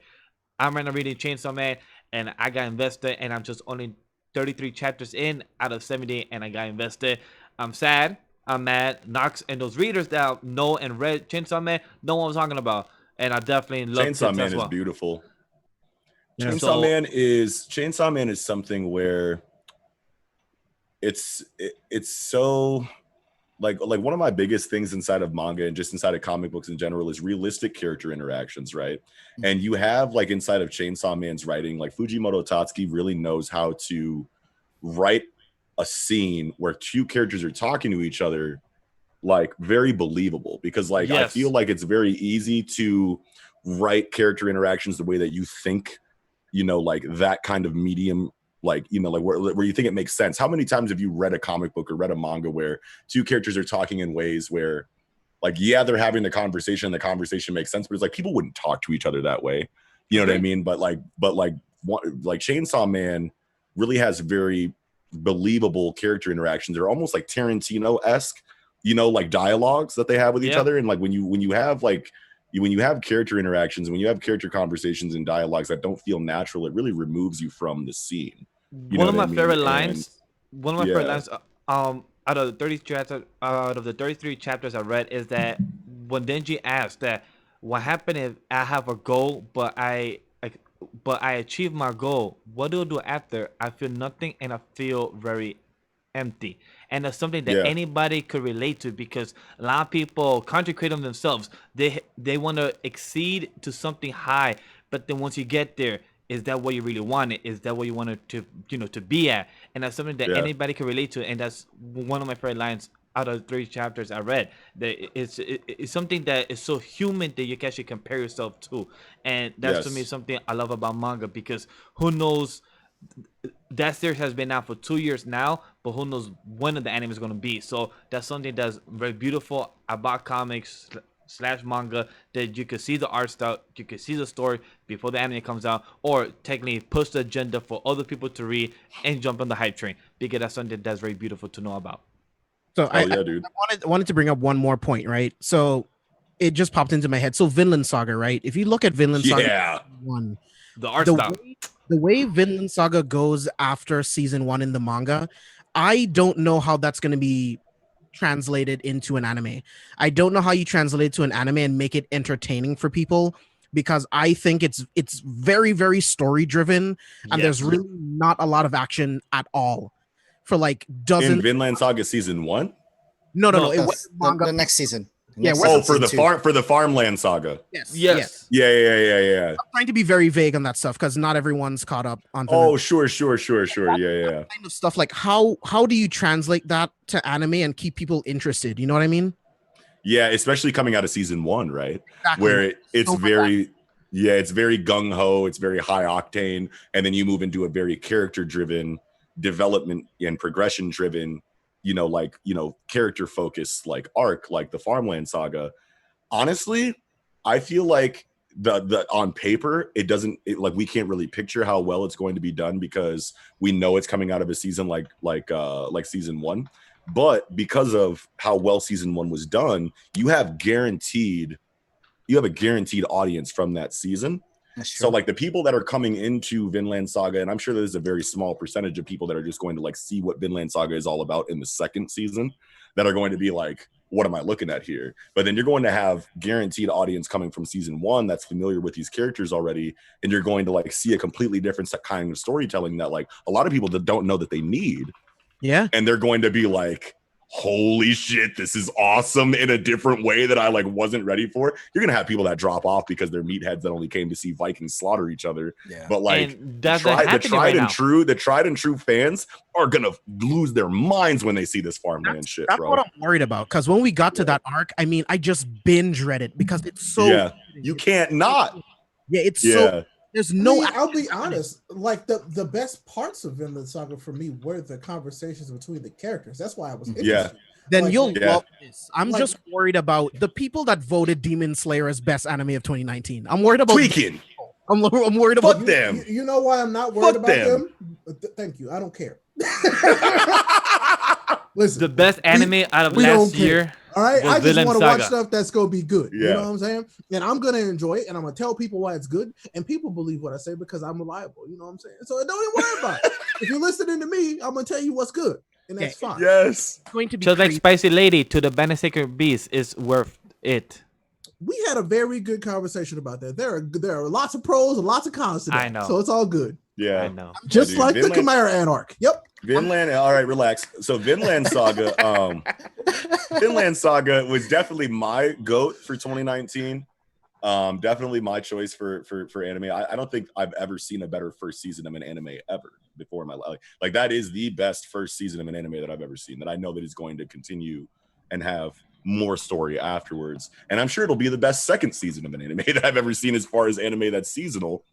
But I don't know, Demon Slayer, I don't know, UFO Table deserves a lot of you know the praise that they get for how they handled the adaptation, because you know it's like people are mad that you know Demon Slayer wasn't a good story like in general, that got carried by you know its animation, and it's like you're mad at UFO Table for that. You know what I mean? Like UFO Table needs a check. I don't know. You know what I'm saying? Like give them Look, I'll be very honest. Demon Slayer, the adaptation is great. Let's be real. I'm telling you right now, I've read the manga. They made that better. I'll be very, very frank with you. The anime is fun. Like it's fun. It's gorgeous. Made it the better. OST, like they did a fantastic job. And this is what I'm saying. The anime can do some incredible things when it's done. When everything's hitting, everything's on like firing on all cylinders. It can be great. But yes, people are upset that the source material is not as good. Meaning that it wasn't the best thing ever, but for an anime, really damn good. It was. Yeah. So, I just don't know how you look at Demon Slayer and then you look at like the Rising of the Shield Hero, to the Abandoned Sacred Beast, Attack on Titan, and then pick Demon Slayer. It just doesn't make you know why? It's like, ooh, pretty colors. That's why. Because that's I really what agree happened. with you, Ray. Like season 1's amazing. It's great from beginning to end. But I mean, story, anime. But ain't no way in hell it beat Shield Hero for me. Shield Hero was phenomenal. Yeah, Shield Hero was amazing. Vinland Saga was amazing. Attack on Titan, Rising of Shield Hero, like Demon Slayer, that was the best. What really amplified Vinland Saga, like season 1 for me, is that Ocelot's voice actor is Nobunaga from the Phantom Troop in Hunter x Hunter, and fucking Thorkel's voice actor is Uvogan from the Phantom Troop of Hunter x Hunter. Yep. So like just knowing that they're like their relationship got like cut in like a very drastic way, like inside of the Hunter x Hunter story, and then like seeing them interact together again in Vinland Saga, it was like my boys are back. You know what I'm saying? I was like, fuck yeah, dude. You know, so like that amplified it in a lot of ways to me. Apart from the amazing storytelling, direction, and animation throughout the series, it was just little things like that that really like amplified it in that way for me. But to answer my question, right, because it's on me now, right? Mm-hmm. I believe Ray is the only one that said anime so far. Yes. Damn, you're completely surrounded, my guy, because it's manga for me too. And you know what? That's completely fine. It's totally fine. It's totally fine. I was expecting more anime preferred. See, the thing is, I have a lot more text that I read outside of manga, so it's like I have to pick my time, and I'm like, manga's great, but like if I'm going to take the time to do something, I'm going to take the time to watch an anime. Yeah, absolutely. Yeah, absolutely. As far as manga goes, I mean, I don't know, man. There's a lot of reasons why I prefer, and just like Sam, just like James, and just like Miguel, I was introduced to anime first, but at the same time, I've been reading comic books since I learned how to read. The first memory that I have reading anything is a Spider-Man comic. You know what I'm saying? So naturally, I'm going to gravitate more towards source material for anything that I know is going to get an adaptation. And like inside of manga, I feel like the things that like make me prefer it over anime is that like I like reading things at my own pace. You know what I mean? I like experiencing a story as close to the heart and mind of the author as possible.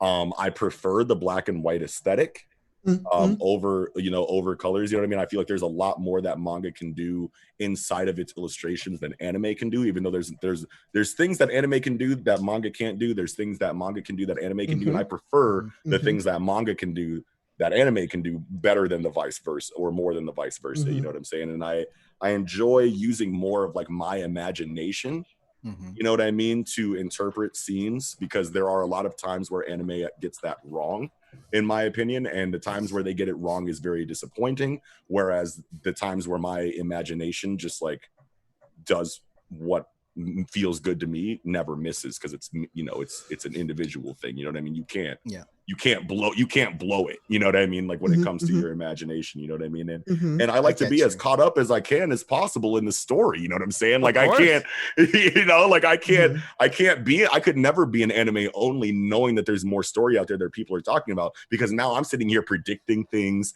that I'm probably wrong about. You know what I mean? That the manga has already confirmed is false. You know what I mean? And like that just makes me feel like I'm behind the curve, and I don't like that. And maybe that's a selfish thing. No, it's FOMO. Yeah, that's the FOMO. Yeah, the FOMO. Yeah. Maybe I'm just selfish as fuck because I don't give a damn. There are certain things that I don't care. Yeah.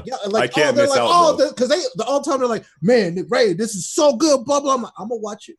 I'll wait. There are I'm gonna get it eventually. And I'm not saying that's with everything, but there are certain shows where I'm like, no, I just really prefer the way that it's done in the anime, and so that's how I watch it. But these guys, I read damn near everything. Like that's just where I am. It's just that I prefer to watch it when it's done the best. You know what I'm saying?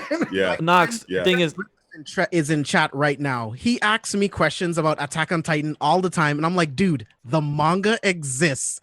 The stuff that you're learning now, I read like 2 years ago. Just pick it up. Dude, JC is in the chat right now. Fuck yeah, he's my co-host on the Hunters Association podcast. Nox, that says everything that I need to know.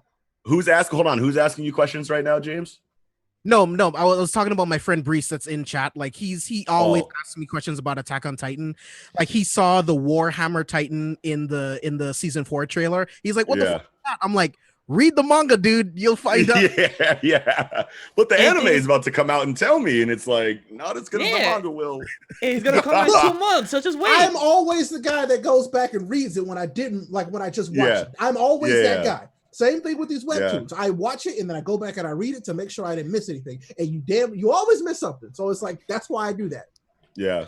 Nox, what do you enjoy so far right now? Manga or webtoon, actually? Manga. I mean, like, you know what I'm saying? Like I'm very much invested in webtoons too. It's because webtoon, you know, with Tower of God, gotta has to pick a solo leveling. Yeah, Tower of God, I'm not caught up on. And I never was, but I mean, I'm like halfway through season 2 in Tower of God, I think right now. Take your time, like it gets good. God of High School, I was caught up for, and like halfway through the 200s, and then I like fell off reading it. And now I'm just starting to kind of like get back into the webtooning, like catch up on that. I'm enjoying Gosu a lot inside of the webtoon. Red Storm is my goat webtoon. Red Storm for sure. Shout out to Panzu in the chat right now. Red Storm, that's my Red Storm guy. Nice. But yeah, I don't know. Manga is just always going to win, you know, in that regard. I feel like I can confidently say that no matter how many webtoons I read, manga is just always going to be better to me. You know what I mean? But I very much enjoy webtoons a lot too. You know what I mean? Like any kind of comic book medium, you know what I mean, is I'm going to gravitate towards that. And I mean, I think that also goes back to just how I started. Like I said, I started with manga. I did nothing but like devour and consume manga and comic books until I was like 14 years old. And then I started to watch anime, you know what I'm saying? So like everything that was out, I had already read. You know what I'm saying? Yeah. My mom worked at a library, so everything that she could get, she gave to me to read. Hell yeah, dude. Free. And so I read every damn thing because we didn't have to pay for it. And it was amazing. Yes. Dude, what a life. And then it wasn't until like I was like, hey mom, like there's like these series are current, but they're only current in Shonen Jump. So that was when we first started paying for it. And then I was like, yo, okay, this is great. And then they started sending us the DVDs like Sam was talking about. I started watching those and I was like, oh, hey, what else am I missing? And then I went on YouTube and found AMVs and I was like, the fuck? These look great. And then I was like, I gotta find the real stuff. And so I did. AMVs, oh my God. Papa Roach, Dragon Ball Z AMVs. Cut my life into pieces. Evanescence, Naruto AMVs were and but Linkin Park too. Linkin Park, falling in my skin. That was how I found out about anime. I shit you not. I was like, I was reading all these series, and then one day I was just like typing it on the internet. These AMVs popped up. I'm like, hey, yo, this shit's lit. Hold on, this shit is. I was like, how do I find it? So I'm sure I gave my computer, herpagonic syphilis trying to watch it all, but it's like, And what's funny, it still exists. It still Did you exists say right now. her Just, put Ghana syphilis? I sure did. That's mine now. Hey, that's mine. That's mine now. I'm taking that. Yoink. I'm Oh also my god, that's amazing. I'm also a big stickler for dialogue, and I always feel like Yeah. for the most part, dialogue is way better in the manga compared to the anime.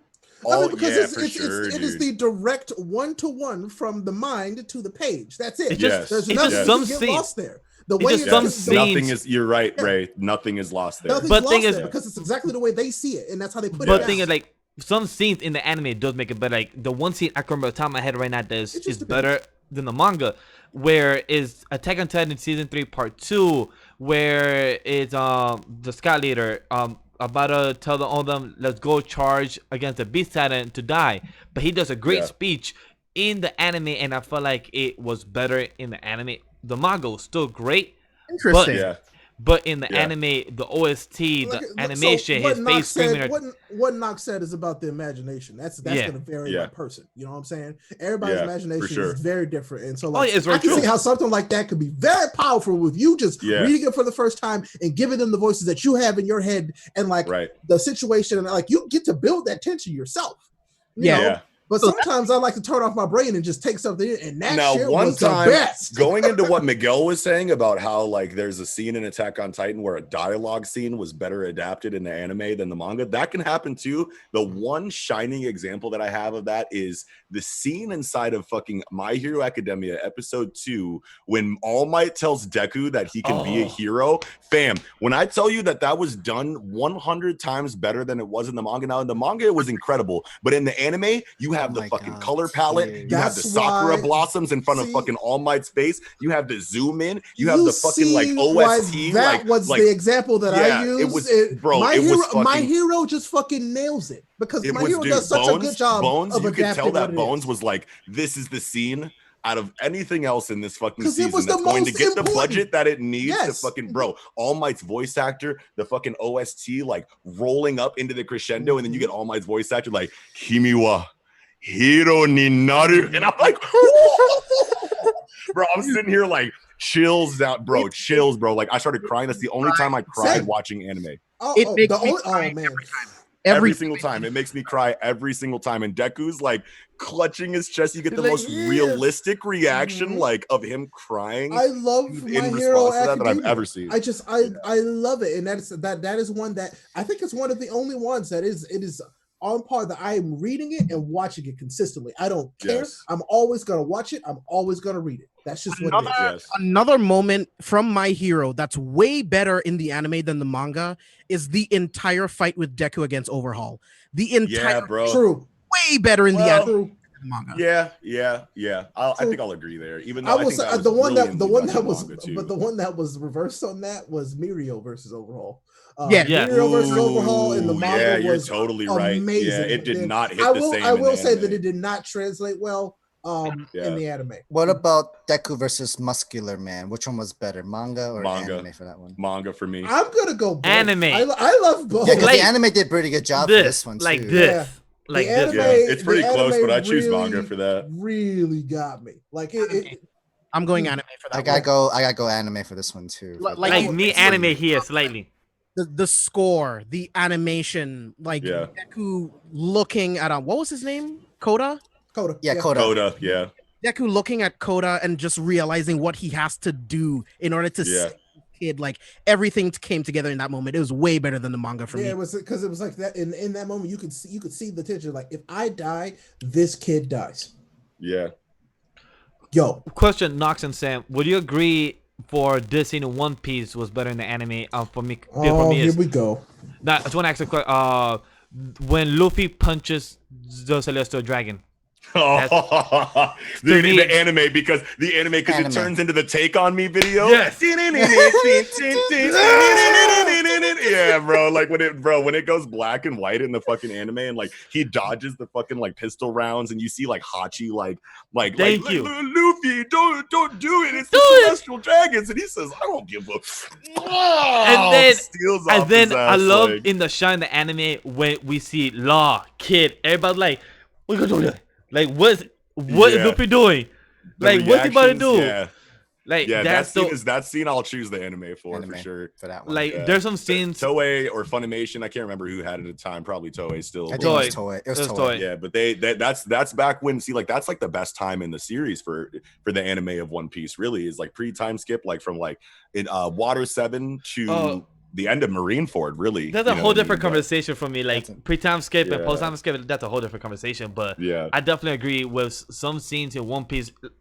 Like we said, and plus established, some scenes in some series, the anime over the manga, but sometimes you just don't get that exact voices, scenes you want because of what Nox said. Your whole theory and plus imagination of what you want to hear. There's also Yeah. the problem, like we had to wait a very long time That for the too. anime to catch up to the manga. yeah. Like even I like can't wait. like yeah, like you know, like people had to wait over a year just for Naruto to finally finish, while the manga was like already done after 2 years ago from that side.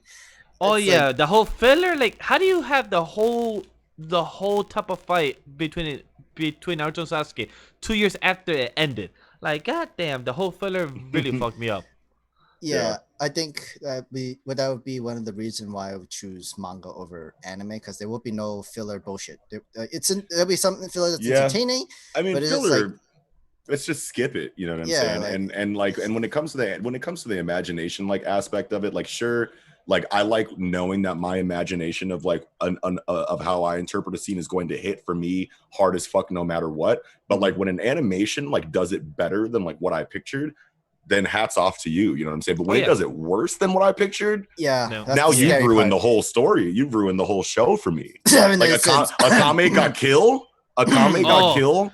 You Was always get mad about cheeks. that. You always get mad about that. Akame got kill adaptation is buns, fam. Like I'm sorry, like I will say it. Oh, good though. It started off so good. And you want to know what? It started off so good. You want to know what? You want to know what it was?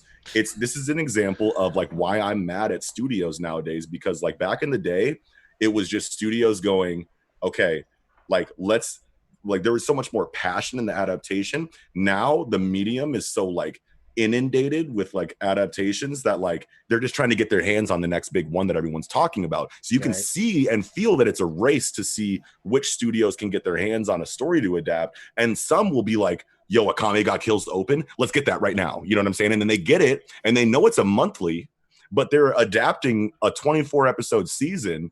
You know what I mean? That is going to catch up with that source material eventually. So you have perfect adaptation up until episode 18, and then Something like that. and I'm going through it like I'm super hyped for the adaptation of Akame Got Killed because I've been reading that shit since chapter 20. You know what I mean? So I'm like, fuck yeah, we're getting an anime. This shit's gonna be lit, bro. I'm telling all my friends about it. I'm like, you didn't want to read this when I told you. Well, now it's getting an anime. We'll get ready because this shit's about to be this and this shit's about to be that. And then it gets closer to that 18 episode mark, and I'm like, wait a minute.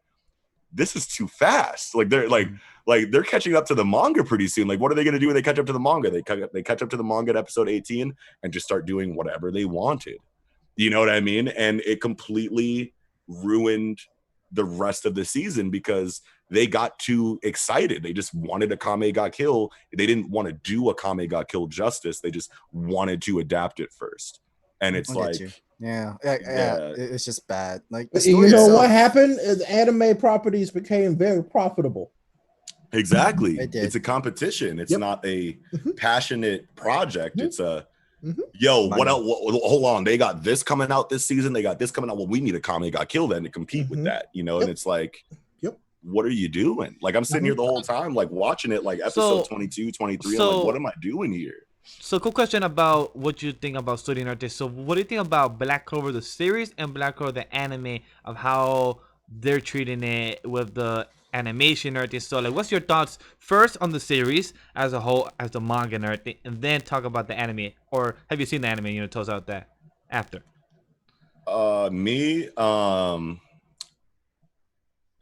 I don't watch the anime. I don't watch the anime. I've seen like Same. a couple fights. I've seen a Same. couple fights, you know what I'm Alright, saying? alright. Like that people tell me to watch. Like I saw Lich versus Julius, very which was good. amazing. Which That was shit was amazing. fucking incredible. Okay. But then I also saw Lich versus Yami at like the end of like the Water Temple arc, and I was like, what is this garbage? it And was you know what I'm alright. saying? And like, but like so like I appreciate the anime for like what it does well. I love I smart don't- people. You're so smart. I don't watch it like enough to like expertly like give a review on like the anime itself. But like as far as the manga goes, man, like Black Clover is one that I had been reading since chapter 1 and was very excited about, because I was like, this is everything that Fairy Tail was supposed to be.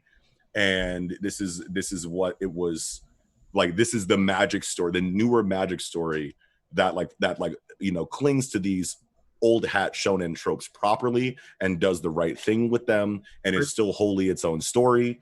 And there are things like that Tabata does. Like Tabata has his lane. He knows what kind of story he's trying to tell. He has his lane and he performs well in it. But like as far as like my expectations for Black Clover, I felt like the storytelling quality really started to taper, you know, like shortly after the Water Temple arc. And I was very gassed up, very excited about the storytelling in Black Clover and just the series in general, until it started getting more progressively more and more campy. Like consequences started to feel like they didn't matter as much. Like threats and like stakes, I feel like were like dwindling away inside of the story. And like when it comes to that inside of shonen storytelling, I feel like we're moving towards a more mature like style of storytelling inside of shonen right now. Like look at My Hero Academia, look at Jujutsu Kaisen, look at, you know, Chainsaw Man, where the stakes are very apparent and you know what I mean, and the consequences are very real, you know what I mean. And then you have Black Clover, where it's like no matter what threat shows up and whatever damage they do, the main characters can take all this damage and be beaten up, and characters can die, quote unquote. And then like the start of the next arc, they just reset, you know, with higher base stats, you know. And like I understand that that's a very shonen thing to do, but it feels very old hat to me. And when I see like stories like My Hero Academia, where you have very real, you know, stakes in the form of, you know, significant events, you know, from villainous attacks that are constantly referenced back to and reminded by the society, that are constantly like shown the psychology of like how this event affected people moving forward, you know what I mean? And, you know, you have things that stick with people. I feel like before the Elf arc, no threat in Black Clover carried on anywhere else past that, the arc that it took place in, you know what I mean? And even now in Black Clover, I feel like it's almost like past the point where trying to introduce like stakes and consequences even matters, because we know what you're on, bro. You know what I mean? Like we know like that it's not really going to be as big of a deal as you're making it, you know? And when you have like very clear evidence of consequence inside of My Hero Academia, like Mirio, Night Eye, you know what I'm saying? Endeavor is maimed, you know what I mean? Like you have very real consequences that carry on. They started with their strongest main character, maimed, and you knew it. Like that. All Might wasn't like All Might, like he wasn't the All Might that he was. Like, so yeah, I know what you're saying. Exactly. Yep, I get it. And in Jujutsu Kaisen, characters can die and do very often. And if they don't die, the injuries they take them out of the rest of the arc, or take them out of the fight for arcs afterwards. You know what I'm saying? Like you're not guaranteed wins. You're not guaranteed survival. I feel like that is something that me personally, I like to be, it keeps me on the edge of my seat. It keeps me guessing. I don't like knowing that no matter what threat shows up, my main character and the main squad might get beaten up, but like, am I confident that like everyone's going to make it into the next arc or not? That's a really big deal to me. Inside of Black Clover, I don't worry about anything. You know what I mean? Inside of Chainsaw Man, characters die all the time.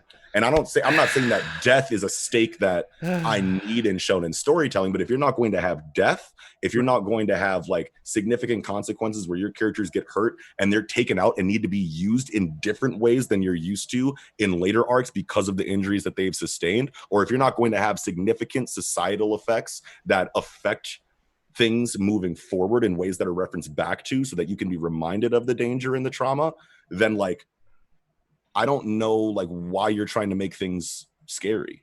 You know what I mean? Inside of your story. So every point you just made is the reason why I don't watch Fairy Tail and I don't care about Fairy Tail.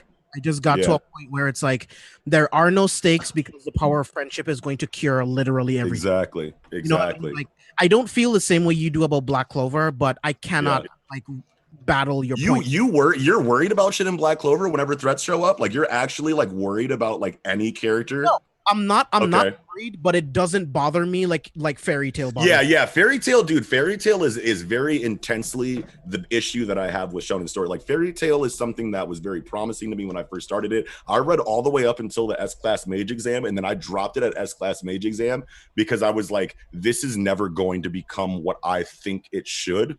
And like, it's just a famous bowl of shonen storytelling mistakes. You know what I mean? It's like, how many times are you going to make Natsu fight a motherfucker whose powers he can eat? No matter what, it's like, okay, if it's not fire, then it's lightning. If it's not lightning, then it's plasma. You know what I'm saying? It's some iteration of hot element that you're going to let him eat, and all of a sudden the fucking like water magician comes. It's like, what are you gonna do now, Natsu? You'll never be able to eat my water powers. And then Natsu's like, well, hold on a minute, is that water over 45 degrees Fahrenheit? Because you're fucked, buddy. You know what I mean? It's like you know, it's like, what am I doing here? Like, what are you doing? I never got into Fairy Tail. I couldn't. I just didn't like it. I tell these guys all the time, I feel like that specific creator peaked at Rave Master. I loved Rave Master. Rave Master was good. It slapped. And then I heard Eden Zero is good. I hear that Eden Zero is good. It's good.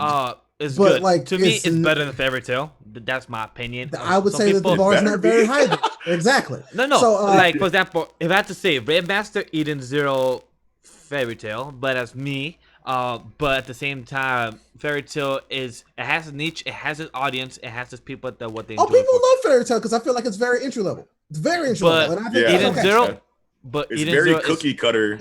I think so. I should use a better word. It is very accessible. That is why people can watch it. It is very accessible, and I'm okay. We need that. Like for this is how so many people got into anime and why it's so popular anyway, because there were so many accessible shows available for people to watch that were pretty good. Fairy Tail not being one of them, but still, it's accessible, and that's all right. And everything you did say about Black Clover, I have said in some shape or form, and these guys know. I've said that. I've said that. Like, I've never had to worry about these people because literally their main character is the foil for everything that exists in that world. and I just want to go back and like say, like, I like Black Clover. Like, I'm not same. I went on kind of like a tirade or like a diatribe there, and like there are issues that I have with Black Clover and the way that I express, but at the same time, going back to what I was saying about how Tabata knows what kind of story he's trying to tell. And like knows that he's not trying to like check all of my personal boxes off is totally fine. He does a lot of things incredibly well inside of his story, and he's not trying to impress everybody, and he's not trying to keep up with the like the evolution of story, you know, shonen storytelling that's apparent to us. He's just trying to tell a fun shonen story. Exactly. And like one thing that he does incredibly well is his diversity in magic and the way that he shows like magic, the applications in ways that we would never expect. At the top Mercury magic, like Mercury magic, trap magic, you know, the poison magic inside of Gordon's family was done incredibly well. That's like interesting all of that as well. shit, his magic shit is like is top tight. It's top tier. Tight. Like, it is my favorite magic system. Period. I love it. But like it's so good. The tropes he clings to are very. Like, the thing is that, like you said, they're very classic. Is exactly and he's like one of the last stories that he's one of the last authors that I feel like are really embracing and almost clinging to those old I'm okay. And you said it 100%. At least I'm okay with that. I still think that there's a place for those, and that's why I think, because guess what? Those super mature, super serious stories, they're not going to always sell Shonen Jump, because some kid's going to pick up a Shonen Jump the first time based on Black Clover, based on if Fairy Tail was there, but you know, stuff like that. That's what's going to get them in, and then these other stories are going to find out it exists, and that's what's going to keep them there. You know but the audience is evolving with the stories too, because a lot of these stories that are moving into that more mature light are outselling Black Clover or close to it now. Which is Jujutsu Kaisen is almost outselling Black Clover. I mean, that's crazy. It's fantastic. That's it's too many in a way. There's a point where like the quality of a story will always trump anything else, like, because it's just a very good story there. But it's just a lot of fun. I'm a manga only on that one. See, this is what I'm talking about. I'm a manga only on that one. I only read the manga for Black Clover because I don't see the time in the anime. Like these guys are like, it's so good. I'm like, good. I'm glad. But like, I love the manga. Manga's a lot of fun. I love to read it. Every week over week, I feel like I've had a good time with that. Like, just straight up. So Noxi made incredible points about Black Clover that I cannot argue, and I will not. I completely agree with you. The difference for me is that I love these characters so much. It's just so much fun. And the magic system, like, I love Noelle and Asta so much. I love that group of characters. I love them so much. and I cannot say that about Fairy Tail. There's Yeah, not yeah. that I give a shit about outside of Urza that I really care about. Ooh, Urza's my give me Urza all day, baby. Like I love Urza. Yeah, Absolutely amazing, but outside of her, like I'm just bored all the time. But with Black yeah. Clover, I care about all of these characters so much, and it's just Yes. so much fun. Tabata does the characters really good in Black Clover. One thing that I wish that he would expound a little bit more on, which we seem to be getting inside of the runes, you know what I'm saying, inside of the magic system inside Yes, I of agree. Black Clover, but the magic system up until we started like learning a little bit more about it inside of these runes, which some could argue that is kind of like shoehorned, you know what I'm saying? But like at the same time, it's like I would rather have shoehorned nuance than like no nuance at all. You know what I mean? Because like up until now, it felt like fucking magicians and Black Clover were just magic Green Lanterns. You know what I'm saying? And But it's just like thing is, you just get whatever power you need. Am I mad about that? Whenever you need that. You know what I mean? And it's like but the thing is, that's what I like about the runes, because the runes help Yeah. with the story, and actually it was Yeah. more of a plot use, as you say, you know, shoehorn. But the runes did help to move the story along with the current arc that's going on. But it helped. But it also kind of helped like a second layer. Like for example, with the Devil Fruit, the runes are kind of like a hotkey where it kind of helped to know what they could use the powers, but also have like a second layer with them. So it kind of help input assisted with some of the characters like Fuego, Leopold, you know, with his runes and everything, Luck and his new powers, you know, more beastly that he could be. So it helped those evolve. Yeah, I don't see the whole shoehorn thing because I feel like it's a natural progression of them evolving the magic. I get because in the manga there's a time skip, but that's what I'm hoping that the anime does with the filler. It takes this months to go through all of the training, them learning the runes and how to use them, because it's a natural progression in how they use their magic.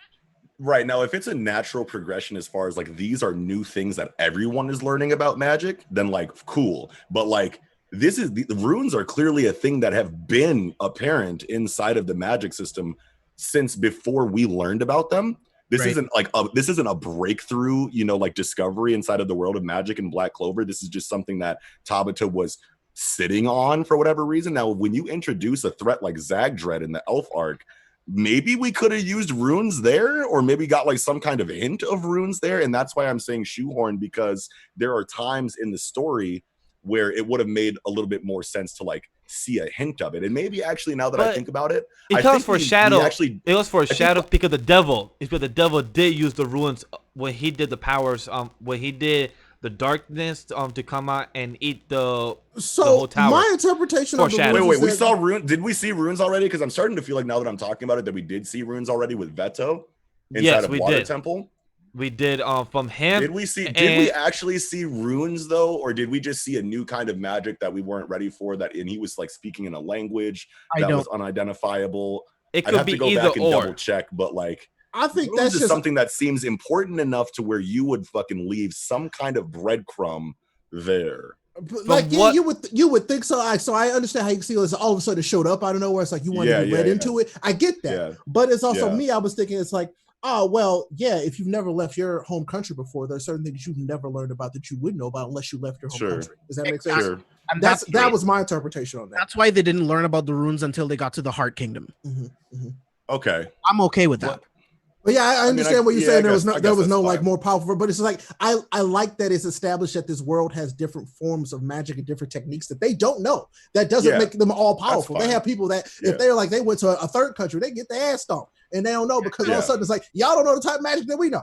I'm okay with that. But like, how does Julius not know about runes in a way? I mean, so because Julius he's that guy where once he got that job, that's where he was. He was stuck there. Right. You know what I'm saying? Right. But he's the Hokage, right? So he's the Wizard King. Mm-hmm. You know what I'm saying? Like if anyone knows about, like, even if Clover isn't as advanced enough to know about runes yet, and you don't know about runes till you leave your home country, Julius knows what the fuck runes are. Right. Dog. And you know, it's one of those and he's gonna let all of his Clover captains not know what runes are. Yep.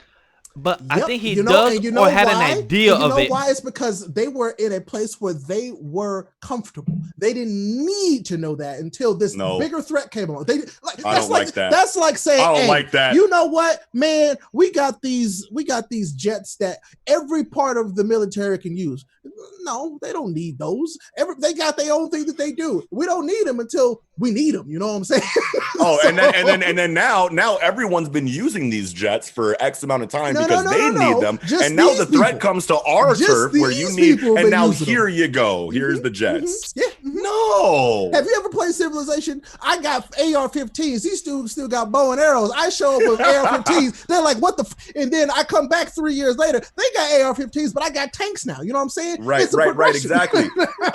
but now in Civilization, your civilization has a dude who should justifiably know about the AR-15s and is choosing to say, you can learn about them when the threat comes that has the AR-15s. Yep, because knowledge is dangerous. Weird. You're weird. Nah, because not everybody needs that knowledge. Because guess what? They're going to start messing shit up that don't need to be messed up. You know what I'm saying? Man, I guess I get it. But yeah.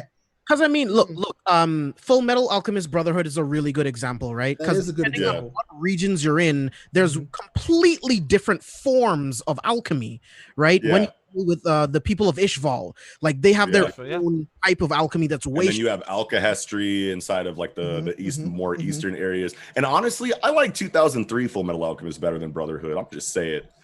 I like Brotherhood.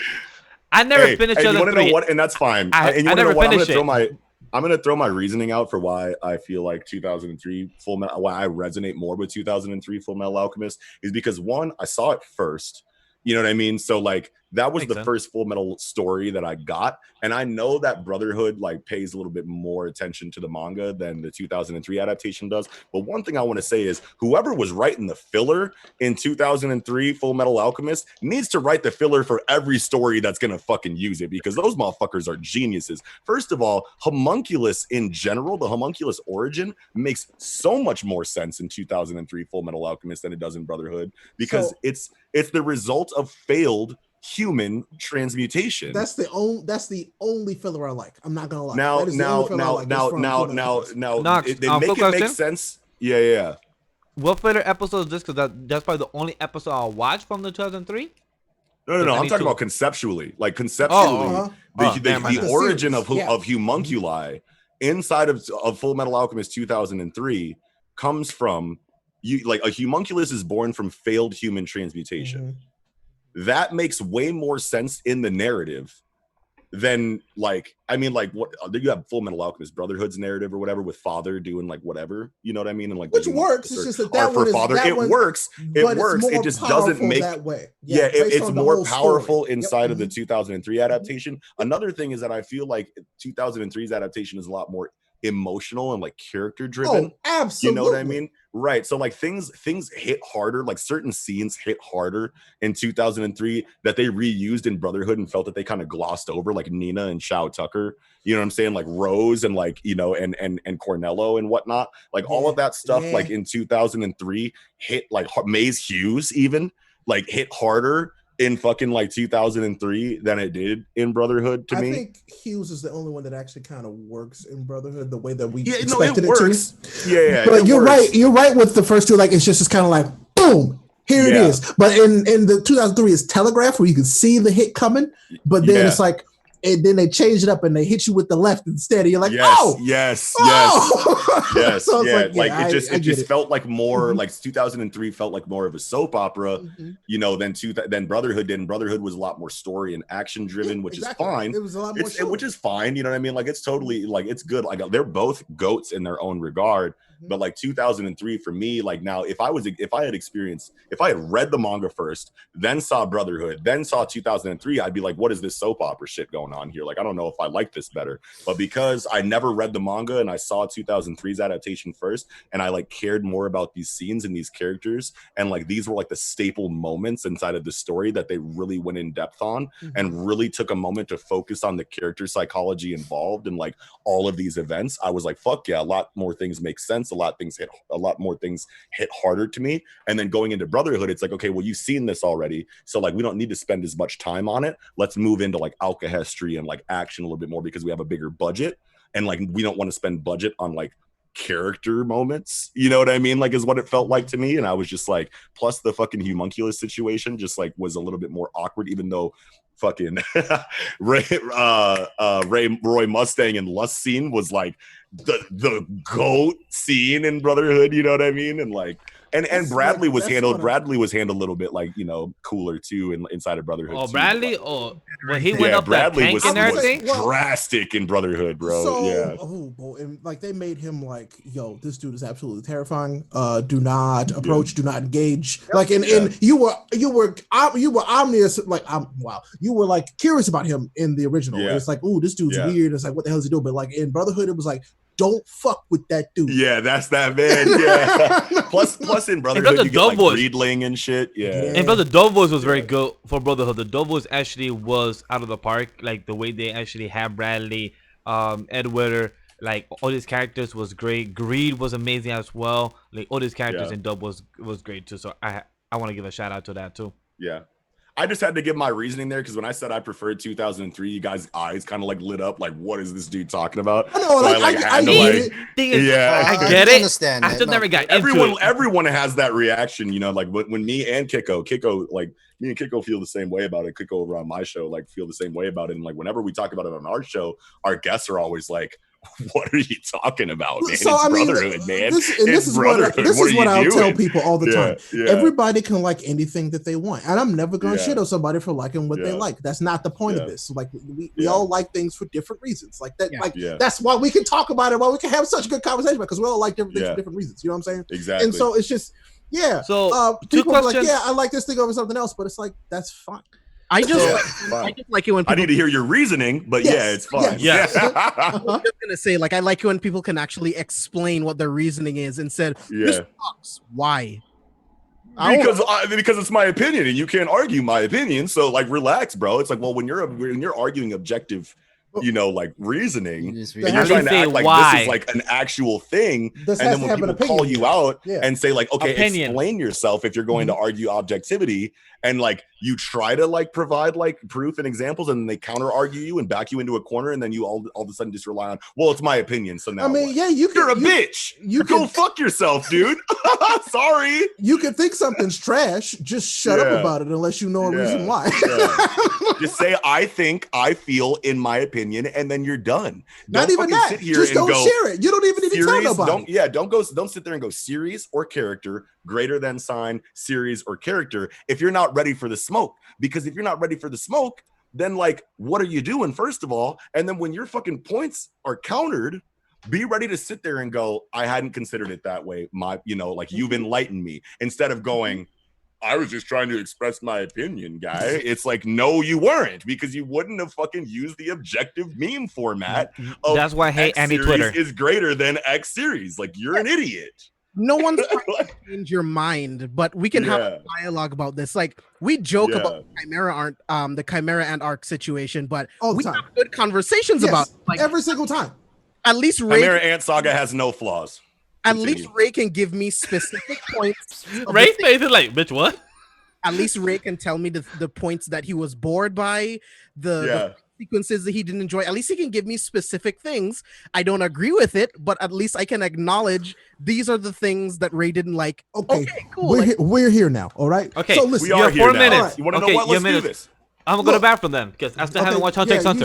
You still haven't watched it yet. Go. Look. Chimera Ant arc, fine. It's fine. Don't get me wrong. Yeah. It's fine. But when people keep telling me, man, this is like peak Hunter x Hunter, this is like peak anime, I'm like, it's good, but the Spider's arc to me, infinitely better. The pacing was better. The character development was better. The action was better. Like, everything just was better. Don't get me wrong. Chimera Ant arc had really good storytelling in a way that it's like it takes you out of what it was and it shows you a whole different part of this world and this universe, which is really fucking cool, by the way. Chimera Ants in itself inherently, really fucking cool idea. Creepy as shit, but cool as hell. Trust me, I really like that. But it's just the way that they decided to take it with the king and the colony was like, okay, I see why you're doing this, because you've managed to create a character that is too strong for anything else in your world to exist that could even come up against it. So I see why you've done this, but I don't like it. Like So you put yourself into a corner to where now you have to come up with a way that this character is taken out of the picture that doesn't give at least me, the audience, the satisfaction of the way that other enemies have been taken off the board. Right, and that's the issue, is that you're bringing your experience and your expectations from previous shonen stories that you've seen just into from the this, N.G.A. from this series, and from everything they've done in this. Yes. From the way they've done things in this series up until they got to that point, they've done it a certain way, and then they get to this point, and they're like, "Now we're not going to do it that way." So in the Spider arc, like, you didn't feel like that was anticlimactic? No, really, not at all.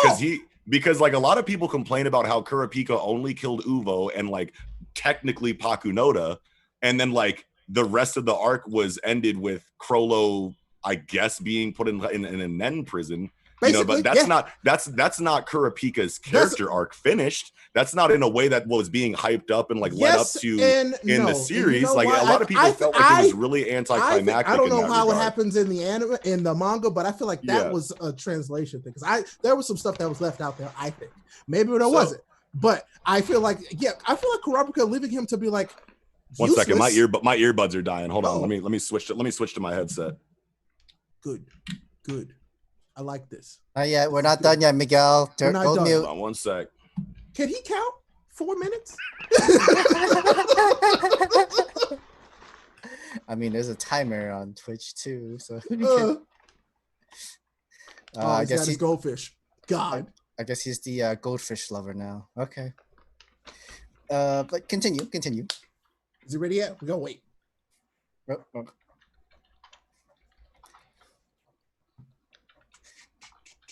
Yeah, I feel like we gotta move our lips so that Miguel doesn't know that we're not done talking yet. It's okay. He'll be fine. He'll be okay.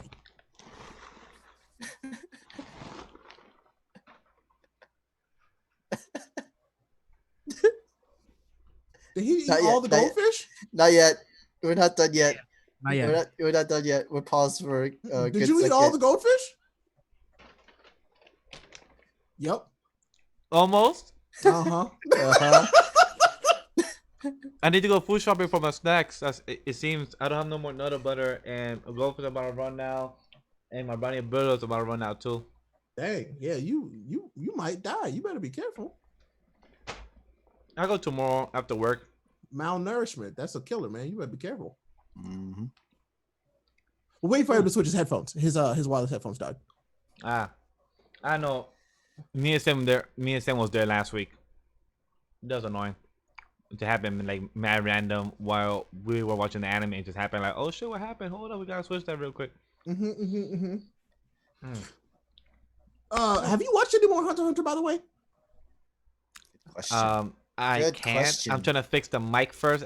I don't want to do bad. Hey, Chad, can we go? That's what, week 4 Right, we of back. excuses, like a month of We excuses back. for Can Miguel. y'all hear me? Yeah, we can Yes, hear you. we hear Yeah. All right, so I like missed a lot. Sorry. No, we completely we paused. So don't even worry about it. Headphones off. Miguel, take your headphones off. Hold up. Even longer where Miguel is not talking. So here's the thing, dude. Here's the thing, man. So like inside of Hunter x Hunter, it's clearly a deconstruction of the genre itself. There are so many things and tropes and like ways that we are familiar with Hunter x Hunter that we're expecting to see inside of this new shonen story that we're experiencing, that Togashi specifically goes out of his way to flip on its head. You know what I mean? And when you enter an arc like the Chimera Ant saga, it focuses more on, even though it's hyping up this like end game fight the way that it does inside of Netero and Meruem, inside of Gon and Pitou, in between the lines, you see that it's actually like a very intense, you know, like microscope into like who these characters are and how this arc is changing them and evolving them. And so like that's really the main focus of the arc. Now, as far as like the action goes, I can understand why it would seem very underwhelming, because one, the action inside of Hunter x Hunter is definitely very unorthodox in regard to like how focused on strategy and like logic and like reasoning it is, compared to your regular shonen where it's like willpower and strength and like an endless mana reserve wins you the fight. It's just a clash of really strong attacks. But like you look at like Meruem versus Netero, and it's like, for a fight that's hyped up that much, take a look at the fight itself. It's like any other fight that was hyped up like that would be 2 characters introduced, 2 characters talking shit, 2 characters introducing their weakest attack. Here's my weakest attack. Here's your weakest attack. Here's my second weakest attack. Here's your second weakest attack. Here's my next strongest attack. Here's your, all the way up until a clash of their ultimate abilities, win one of them the fight, and you can guess who. You know what I mean? Inside of like Netero and Meruem, it goes straight to the 100 type Guanyin Bodish Tava, and you get dialogue from Zeno that says, what's his strongest move? The 100 type, by far. And Netero goes, none of my other moves are going to matter against this character, so why would I use them against this character? Just use the tightest shit you got right out the gate, right away, right there. That is a deconstruction of hyped up anime final fights in itself.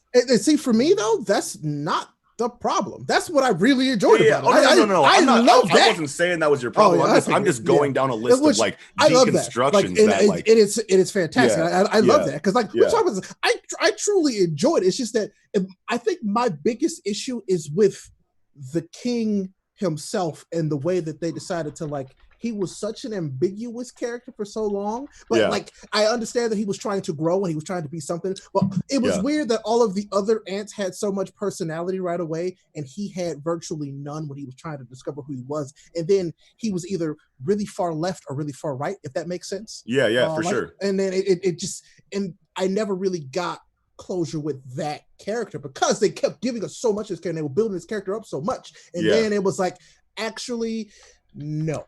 It's like, yes, you've now established a relationship that this person had made, like, and then it was like, well, that was it though. That's what this character was to be. They figured out that that's what they wanted all along. But there was so much more there that was tied to that character. So much. And I feel like a lot of the reason why Meruem feels underwhelming is because of like the goal that Togashi had was to show a parallel between Meruem and Gon, right? Because you have Gon, who is arguably the most human character in the series. Gon is great. You know, turning into a monster by the end of the series. And then you have Netero, who is arguably easily the most monstrous character that we've seen so far in the series that evolves into arguably the most human character in the entire arc. So you get this dichotomy and this parallel and this like gradual shift from one side to another between those two characters. So when Netero or when Meruem is introduced, you're like, this is obviously the king. This is obviously the motherfucker they need to beat. Holy shit, what a terrible person. He's even killing his own people.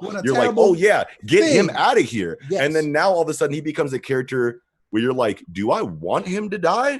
Like he says to Netero, like before they start fighting, he's like, check it out, bro. I understand what your role is here. I know that you're the guy that's sent to beat me because I'm threatening the world as you know it. But guess what, bro? Your world is flawed, man. Like I'm going to create a world that's so fair that the concept of inequality is going to be completely taken out of your dictionaries. You know what I mean? And you're like, wait a minute, this motherfucker is spitting right now. He was talking well in that situation, but everything and all of his actions that led up to that did not back that up. As it just didn't. So everything you said is why I like this arc, man. Everything you just said, combined with the fact, like, I like that it's a slow burn, and we talked about this before. Oh, it's very slow. Inside of the slow burn is beautiful storytelling that you don't see in anything else. Which is why I love Hunter x Hunter. I tell people all the time, I love Hunter x Hunter. Hunter x Hunter is one of my favorite things now. Straight up. What I like about the slow burn is that it actually feels like these events are happening in real time. Yes. Chimera ants have taken over a continent, and it's going to take time, planning, resources, training to get to a point where you can defeat him and his army. In a way that makes sense. In a way that makes sense. The other thing is, in every other shonen anime, the shonen character, the main protagonist, would be the person to defeat this villain. This villain is on another level that Gon is not ready for. Exactly. So that the leader of the Hunter Association would be the guy to go up against him. And like you were saying about his humanity, he's playing this game with this blind, was she blind? I think she was. She's blind. Yeah, she was blind. Yeah. Human girl. He found his humanity through her. These are some great story elements within the Chimera arc that just blew me away because it was something that I've never seen in anime before. See, the problem for me is I see him as he had transcended humanity and for them to bring him back down to the human plane really bugged me. Like, no pun intended. No pun intended. Like like this literally was a being that was transcending what humans were, like legitimately. Until he reached the Kamugi wall, which doesn't make sense. Why not? Because as like something that's supposed to be above human, that's saying that actually, you know what? No, humans are the pinnacle. They're the top. Nothing's better than a human is what that told me. It's like, yes, it went back to I've created this perfect being, essentially. Like genetically, this is a perfect being. It is above a human. It can be better than a human. It takes all the best parts of humans. This is it. Except it shows you that nope. At the end of the day, if you still have a human mind and a human heart, you can still not break past that. And there's nothing beyond it. It gives him levels, though. All of that time he spent with that girl, he sees himself above all beings in general. Yes, he is. No. And then he talks to Netero specifically and quotes this. He says, "You did." After he hits him with the zero hand, he said, "Let me tell you why you lost. You did incredible for a human. You are the pinnacle of what individual might and determination will allow. I am the pinnacle of an entire race evolving for the sake of me. No matter how hard you train, no matter how tight you are, you're 150 years old. Guess what? It doesn't matter. I'm brand new. This is my first fight. This is the first fight I've ever had. And I'm scraping you because my people lived, died, and bred to make me." Repeat. And then Netero said, "Guess what? We have nuclear bombs, bitch." You forgot about how fucked up humans were, didn't you? And I wish I'm not gonna lie. I'm not gonna lie. That was a direct parallel to Kamugi's role. I wish that's where in his evolution. And we talked about this. I wish that's where it had ended. Like I wish that it had ended right there. It did. Like, I mean, it did and it didn't. I feel like they dragged it along even further. No. It's not a drag along. When I say that it dragged along, there were so many other stories that he had to wrap up in that, which makes sense. And I was like, okay, because like he was the one he was important to me. Like, had it just I didn't care about Gon beating him. I really did not. I could have cared less if Gon came back and fought him. Like, period. Because Gon is a kid, is a child. Literally, like I'm like, leave Gon alone. Protect him at all costs. Okay. So, but like, I wish it had ended with that happening. But then they were like, oh well, nope. Anime bullshit time. He's going to drink the serum juice from his boy and get all good again. It makes sense because that's his power. It makes sense. Exactly. Anime bullshit time. But that's not no. Anime bullshit is shit that doesn't make sense. It's Deus Ex Machina. It's what I'm saying. hand-wavy acts of God that continue the story that have no explanation. This man was designed for this purpose. I get it. To like, if something ever happened to the king, this is the guy who's going to bring him back to life. Yes. But at that point, I'm like, well, okay. Well, what you gonna do? He's gonna die from radiation poisoning. Yeah. All right. That makes sense. It makes sense. It's anticlimactic. You're mad because it's anticlimactic. No, not even that. Like seriously, not even that. It's just that not that it doesn't make sense. It's just that, okay, we've done all this stuff. And so now we're going to have a very soft closing of the chapter. It's soft in regard to like your expectation of like a tried and true shonen fight. I did not need a giant explosion. I didn't need people yelling at each other. I didn't need a bunch of blood. It's a very beautiful closing of the arc, character wise, which is what the arc was all about. I am not negating that at all. I'm just saying it's just there were so many more questions and conversations that he could have had with other people that would have gave me more closure for those characters and where they ended up, especially his guard. That we didn't get because we got so much time with the guard and how much they cared about him and what their purposes were and when they grew and how their minds expanded when you could see it for the first time. I didn't get that, and it was like you gave me all of this really good shit with those characters, and then I just didn't get any closure with them. They played their parts though, right? See, yeah, Pinto died doing exactly what her character was meant to do. And Yuppie died in a way that was very unexpected, which is very hard for the course for Hunter x Hunter.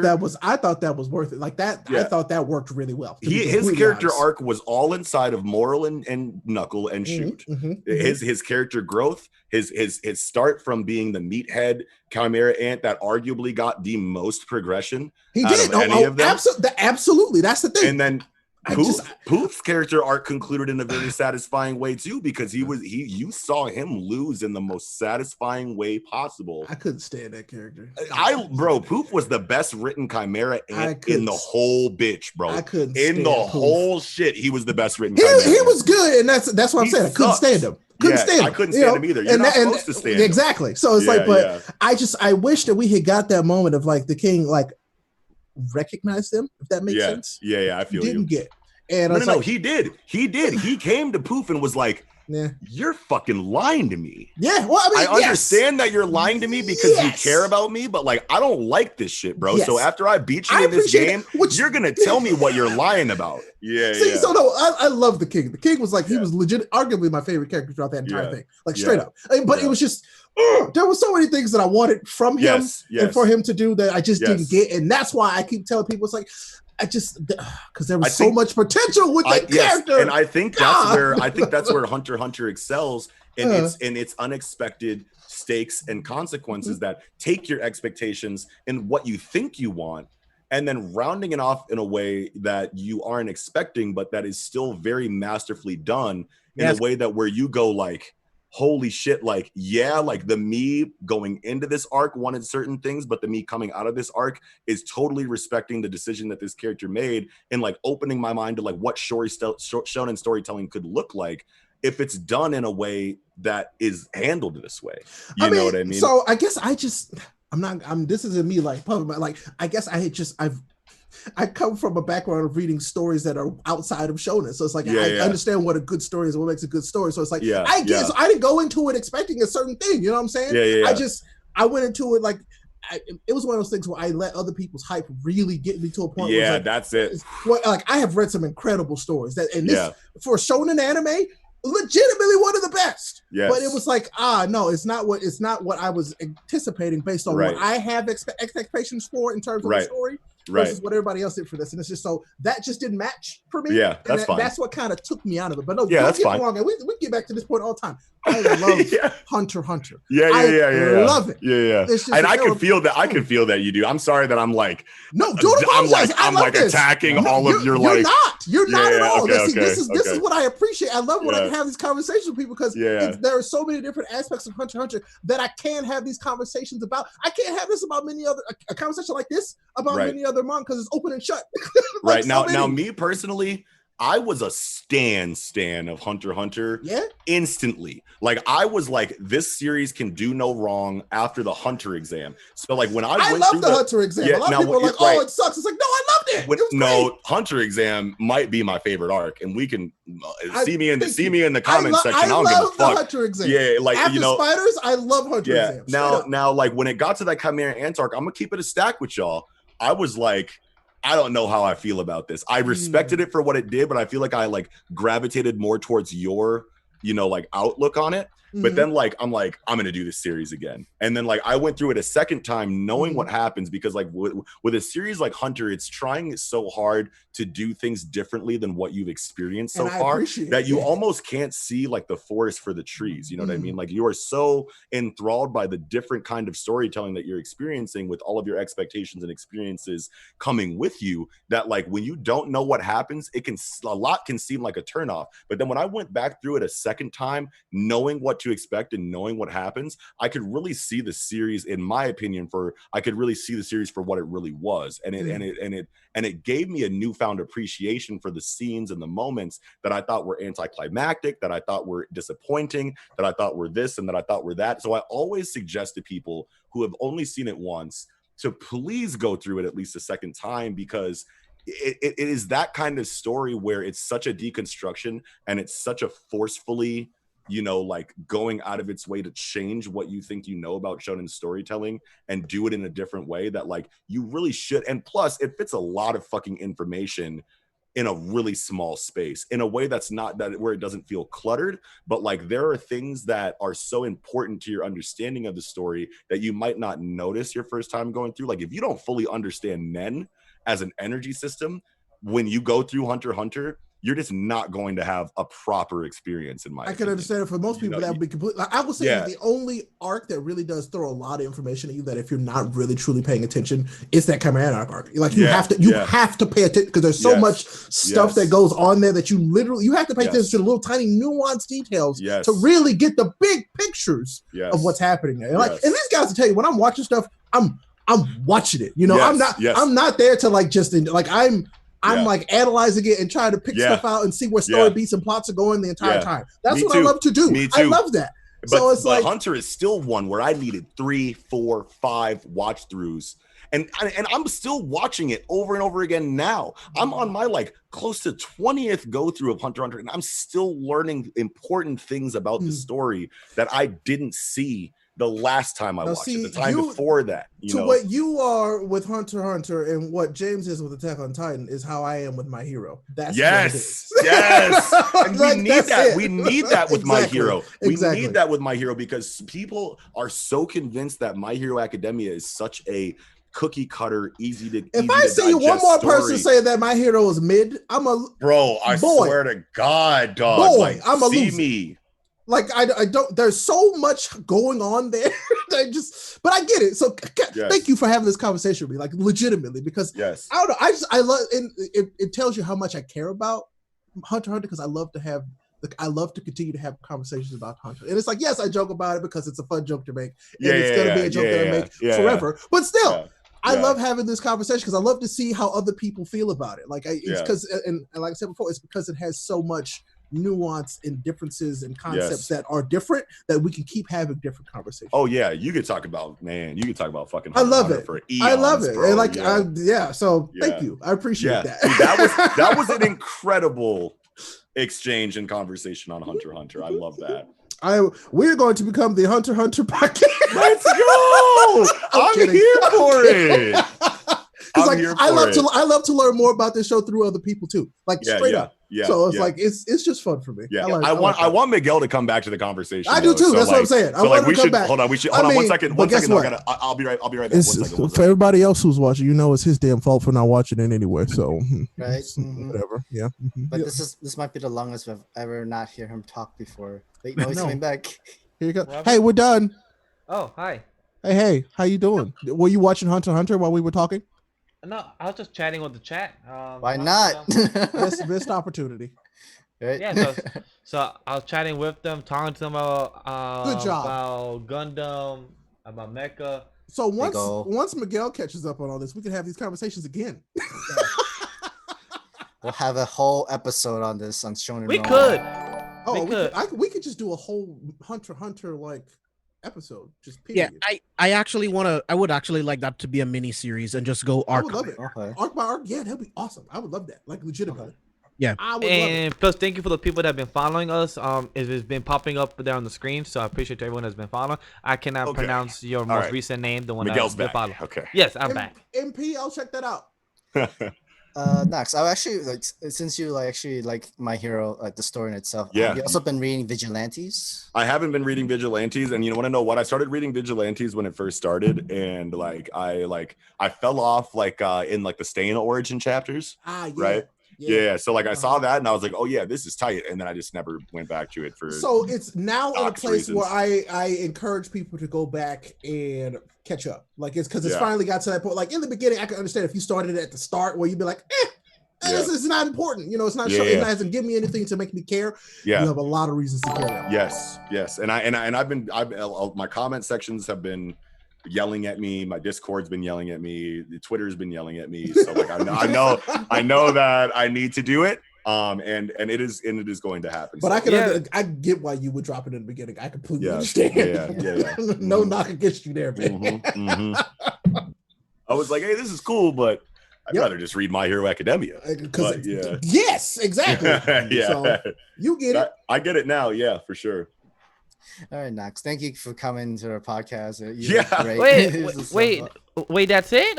They have a comeback and then we're about to end the show? Miguel comes back and it's over. This is your punishment for not watching Hunter x Hunter. I told you fucking blew it, buddy. You fucking blew it, my guy. I'm like, shit. If that's it, I just could have continued, being a chatting with them if that's the case. Like, damn. Shit. I want to ask a couple of questions to Knox before we go, but damn. Sure. No. Go ahead, dude. Go ahead, dude. That was a joke. God. Damn, I'm about to feel hurt. Like, damn, it's just coming. It's just it was a joke. Out. Oh, dude, I was so sad. I was like, no, dude. Hey, I will let y'all know. Like I've been podcasting for a really long time. This is one of my favorite conversations that I've had podcasting. Thank you. I love when people say that. That was the goal. That was the goal. Top 5. Like, I love this atmosphere right now. You guys are killing the fucking game right now, and I appreciate that you guys brought me here. I fucking love the show. I'm just mad that we haven't had the chance to talk more before, but I'm happy. Well, guess what? Now, guess what? We're all best friends now. So, Ray, trust me. I've been trying to get Nox. I think I first hit you up back in January, right? Oh, I think when I first asked you, dude. And I've been trying to get you on my show too. People are busy, man. That's just life. But when the stars align, look what's going on. Hey, who would have thought? Not me. Not me. That Paul Rudd. He filled the drink right there, like, not me. Look at us. Huh? Look at us. But yeah, one of the questions I was gonna ask is that what started Project M.A.N.G.A? Like, what was the whole idea and the concept behind it? Oh man, sure, yeah. So Project M.A.N.G.A, as a lot of people I'm sure are familiar with, it started as a group chat on Facebook that has been existing for the better part of a decade now, where just like me and a bunch of like my really close friends would just meet up and talk about chapters in anything that was coming out. You know what I mean? Not just necessarily like Weekly Shonen Jump. You know what I mean? It was just whatever chapters that we were reading all as a collective that would come out, we would talk about them. And then one day I was like, all right, well, I'm going to make like a Facebook group because I'm tired of talking to you idiots every fucking week about this fucking shit. I want to talk to like more people about this. So I made a Facebook page that was like, kind of like an aesthetic page, for like manga screenshots, anime screenshots, like fan art and like shit like that eventually became a closed group where we could have like weekly like Shonen Jump or like just manga in general discussions, like who would win in a fight, Goku versus One Punch Man, you know what I mean? Like it turned into like shit like that, you know what I mean? And then the best ones, eventually like like the closed group existed for a while, and then like people started like telling the mods, and the admins, like, you guys are like really good at talking about this stuff, like you should do like make a YouTube channel or something. And I was like, I don't know, like about YouTube, like I don't really want to do like live reactions, I don't really want to do like like theory crafting, like like I didn't like really like think about it like that. And then like someone was like, we'll do a podcast then and just like have the conversations you would normally about new chapters like in front of a camera. And I was like, holy shit, that might just be crazy enough to work type shit, and then I think like you got it. Yeah, and then like me and Kiko and Eagle and like the original 4th member, which is our homegirl Trina, who just debuted on Project M.A.N.G.A on the Badass Women tie-in episode that we had like a couple weeks ago. That was the original 4, and we got in front of it, we got on Zoom back then, and we just like, I just pressed record, you know what I mean, on a conversation that we had about the new chapters, and then I took that recording and I put it on the Project M.A.N.G.A Facebook page, and people were like, yeah, y'all need to be doing this. And I was like, all right, fine, you know what I'm saying? And then we like made it, and then we made it a thing, and then Project M.A.N.G.A spawned off that. And then we did like weekly Shonen Jump reviews for a couple weeks, and then like when we started like actually legitimately doing like YouTube like podcast like weekly Shonen Jump reviews, like we found ourselves like tangenting off into general anime and manga like related like topics that were like away from our like review and analysis. So we were like, we can't be doing that, so like let's just start a second show where we take these tangential topics and like hash it out for like an hour to an hour and a half and just have 2 shows. So that spawned tangential tie-ins, and then now we have 2 shows, and now Project M.A.N.G.A is what it is. So that's like kind of like the origin story there. So yeah. Cool. Yeah. What's life outside of Project M.A.N.G.A? Oh shit. I don't know. I'm a dad. That's the main thing there. I have a son. He's 3 years old.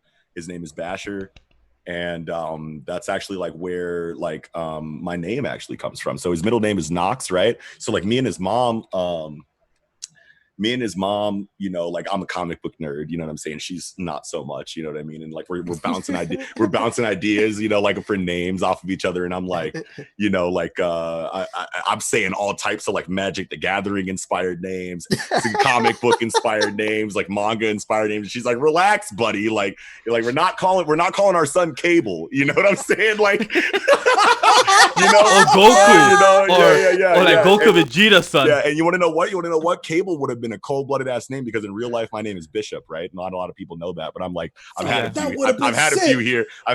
So that like, would have been sick, but they would have bullied the shit out of that kid. Yeah, so you're right, exactly. So like my name is Bishop in real life. You know what I'm saying? Bishop the X-Men, blah blah blah blah. And I was like, I want to fucking name my son Cable because that would be fucking cool as shit. You know, Bishop and Cable, Bishop and Cable, dude. And I'm telling my family members about it. You're like, you mean like Xfinity? You mean like you know, you're like, you mean like fucking like HBO? Like you're fucking weird. See what I mean? Like, you just don't get it, you know. So like we're there's a crack behind it. Yeah, you know. So eventually I was like, all right, how can I sneak a comic book, you know, like, or a nerdy ass name in here somewhere. So like his name is Sebastian, my son's name, but like we call him Bash, we call him Basher, we call him, you know, like whatever. But like in my mind personally, when I threw the name Sebastian out there, I thought of Sebastian Shaw, the Black King of the fucking, you know, that's the first Hellfire place I went. Club. That's the first place I went. I was like, hopefully he's gonna say that. But I spelled his name Sebastian, Sebastion. So like Bastion, you know what I mean? Which is inspired from Hollow Bastion from Kingdom Hearts. You know what I mean? So I snuck it in there, you know what I mean? And then his middle name is Nox, which is the Greek goddess of darkness. You know what I mean? And then when I was telling my son, when my son was like becoming a little bit more cognizant and he was learning what his name was, you know, I was like, I told him his name was Sebastian and he couldn't really say it. So he'd say Bastion, you know, or whatever. And then I was like, middle name is like Nox, you know what I mean? And he said, Noxi, you know what I mean? And he was saying his name like that. And so I was like, that's going to be I just chose that, you know what I mean? Like to represent, you know, like my son, you know what I mean? I like, love that. So Noxi, like it was Noxi for a while and it still is Noxi now. But then like one time, like someone in like my YouTube comments was like, I thought Noxi said Nazi, you know what I'm saying, or whatever. And I was like, we gotta get that. I was like, we gotta get that. Just don't even want to have the So I dropped the I off, and now it's just Nox now. You know what I mean? Which is how it should be. But at the same time, I lose that cuteness factor of like my link with. Like, but you know, and that's what's important to you and your son. So like, all right, cool. Noxi is. Nox between me and my son, and to the crew and the fans is Nox. Then I don't want people to hear Nazi when they hear my fucking name, so I've been trying to like move it like more. You know over what? to Nox. I'm putting you up there in the dad echelon with Joe West. You up there? Yes. Yep. You know, so like that's kind of like, you know, how like Project M.A.N.G.A and like Nox kind of like started there. So I love that. That's really cool. That's cute, and that's what I see myself, because when me and my girlfriend, I told her, yo, if we have a son, I'm gonna declare that I'm gonna name him some comic book anime name. She said deal, but just cannot be any weird type of you know, some type of Goku Naruto. I'm like, but lately para. No. So I could say this publicly. No, I could say this publicly since I already have said it to my friends and everything. So my son's name will be Grayson as his first name. Grayson Para. I'm not sure. I'm not sure if I'm allowed to say the middle name, but I know the first name is Grayson. Since I'm not gonna give my son name Dick. Don't get your ass whooped on account of us, okay? Wait. What's the wait? You said you can't say the middle name. What's that? Mean? because I don't know if my girl will, I don't know if my girl will allow me to say that, so I just don't want to step on the toes. But being spoilering things. Like, don't even trip, bro. So that's why I just want to step on the toes and everything. But I was not gonna name my son Dick. I was not gonna do that. I'm like, yo, so babe, how about Grace? She's like, okay, that works. Because I told her Peter, I told her Oliver, and they're like, babe, I'm not gonna name my son White. Can I get like something more normal, Hispanic, and everything? Peter Parker Para. She's like, Oliver no. Queen Para. Peter Parker Para. This is Y'all know that I love alliterations, bro. Like, oh yeah, Yeah, three P's in everything. You know, three I would IPs. love Peter Parker Parra. Imagine his seal. Like that'd be beautiful. Yes, Peter Parker Parra. Parra picked a pack of pickled peppers. I'm not gonna even try that because I can't do that. So, oh wait, I got one for you guys. That's why he didn't pick it. You know New York, you need New York, you know you need unique New York. Try it. You good? Yeah, you good. You good. I'm good. You good. I'm good. You said it for us. I was a theater kid. We used to start every class doing that bullshit. You just gave me, same here. You been giving me flashbacks this entire show. Let me tell you right now. Say it again. I did that. I did that for acting class and I failed. I did that for acting class and we couldn't start until I finished that, and I took almost 8 to 10 tries, and I failed that shit. Look, you already. You know New York, you need New York, you know you need unique New York. There you go.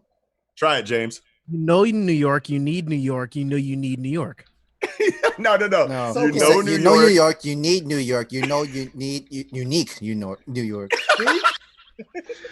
Not even trying. Fuck out of here. Nope. You know New York, you need New York, you know you need unique New York. You know New York, you need New York, you know New York. This will be the first. Yeah, see, you want to know what? I didn't even.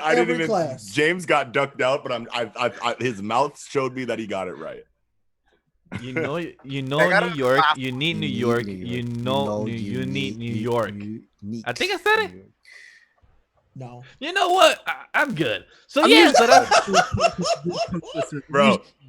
If you want to see a funny ass clip, go to my fucking YouTube channel and go to the fucking tie-in playlist and go to the Project M.A.N.G.A Lost Tapes, which is like a fucking like compilation of Robot Chicken style like outtakes and bloopers of like our offline recordings and shit, where it's like a segment and then like TV static and then another segment and shit. And there's a part where like I try to make fucking like Eagle and Nickums do that exact vocal exercise, and they fuck it up so bad, and it's so funny to watch, bro. Like, oh my god, yes. We have lost tapes, but they actually get lost, so they don't exist anymore. No, you gotta put them out. No, they're actually lost. No. So, Sam, you have some of them. No, Sam, put those out. That's comedic gold every time. I know it is comedic gold, but that it looks it's really bad. It looks really bad. Sam has lost tapes of phase 1 of the podcast. We're in phase 2 of the podcast, and Sam has phase 1, and I have lost tape. Yo, we look so different. Yo, Ray looks so different. When you grow.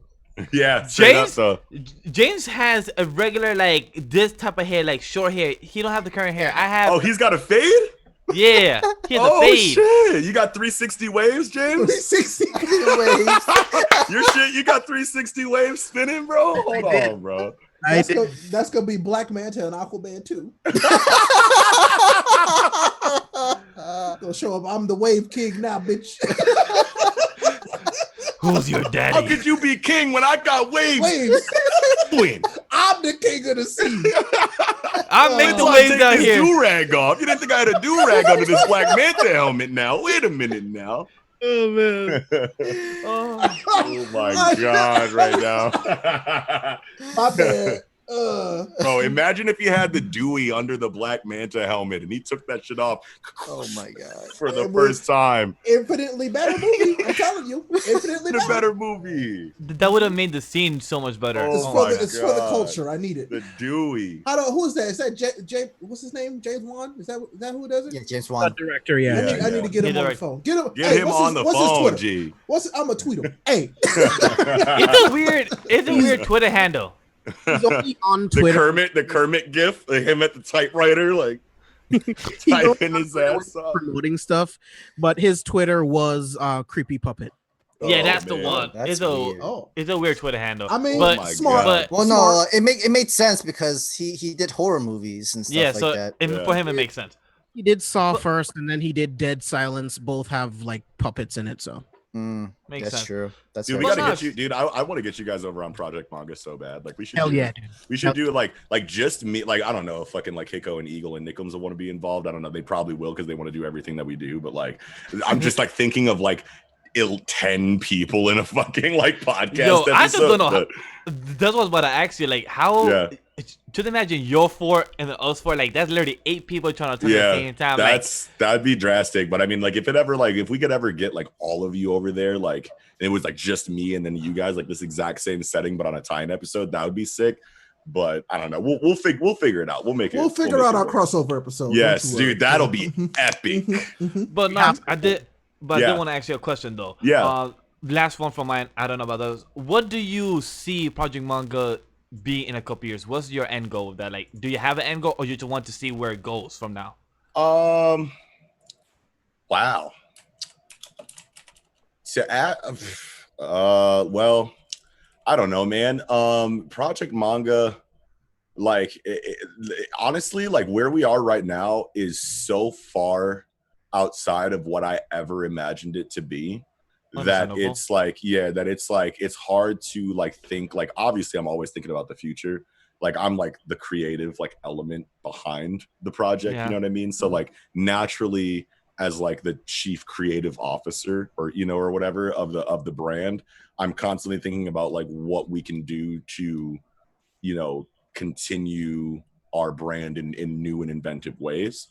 But right now, like I feel like we haven't even really carved our name into the craft the way that like at least I have like in, you know, like have like thought about as far, because I mean like I never thought to see 1,000 subs, you know what I mean? And so like we're there now and like that's really fucking cool. But like at the same time, it's like, you know, all creative minds are thinkers, you know what I mean? And they're all, you know, like they have a million ideas, you know what I mean? Like what would happen if we got here? What would happen if we did this? And what would happen if we did that? And like what actually like makes sense realistically ends up looking like what we have currently. But like if you were to ask me this question like at inception, you know what I mean? Like it would be like, oh yeah, we're doing fucking live panels at fucking like the Anime Expo, and we're fucking, you know what I'm saying, like commenting on shit like officially for Crunchyroll, you know, and we're doing like this and we're doing that, you know what I mean? So like,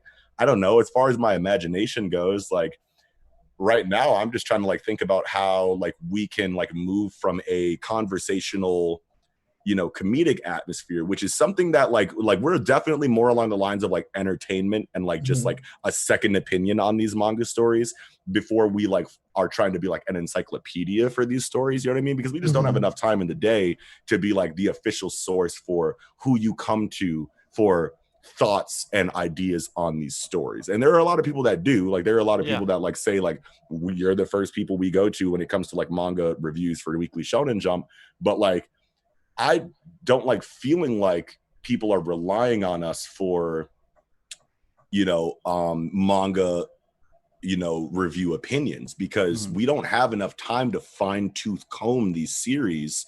Like we have so much real life, you know, that we deal, like we're not professionally paid. We're not professionally sponsored. We're not like we have so much, like we literally are just like, hey, can you listen to us for an hour and a half? Are you getting a second opinion? Are you getting a different perspective that like, you know, like is cool to like hear? Great. We've done our job. But like eventually, like I want to get to a point where like I feel like I'm like the leading mind on like new chapters that come out for manga. Like of course I feel like I want that to be a thing. Obviously I don't feel like I'm anywhere close to that. And like when I see people in my comment section going like, you guys got this wrong, you guys got this wrong, you guys like don't understand this and that, it's like great, like bring that to my comment section so I can learn something from you. We're not here to be an encyclopedia. We don't have enough time in the day to even attempt to try to be like that. Like you guys that watch our show are going to see things that we didn't. You guys are going to like understand the story on a deeper level if you can sit there and all you do is reread the story 5 to 6 times.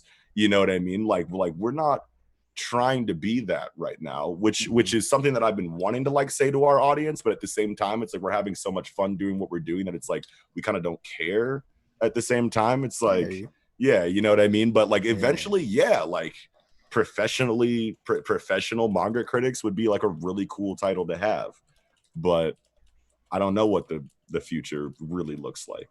You know what I mean? Yeah. I wanted to ask, like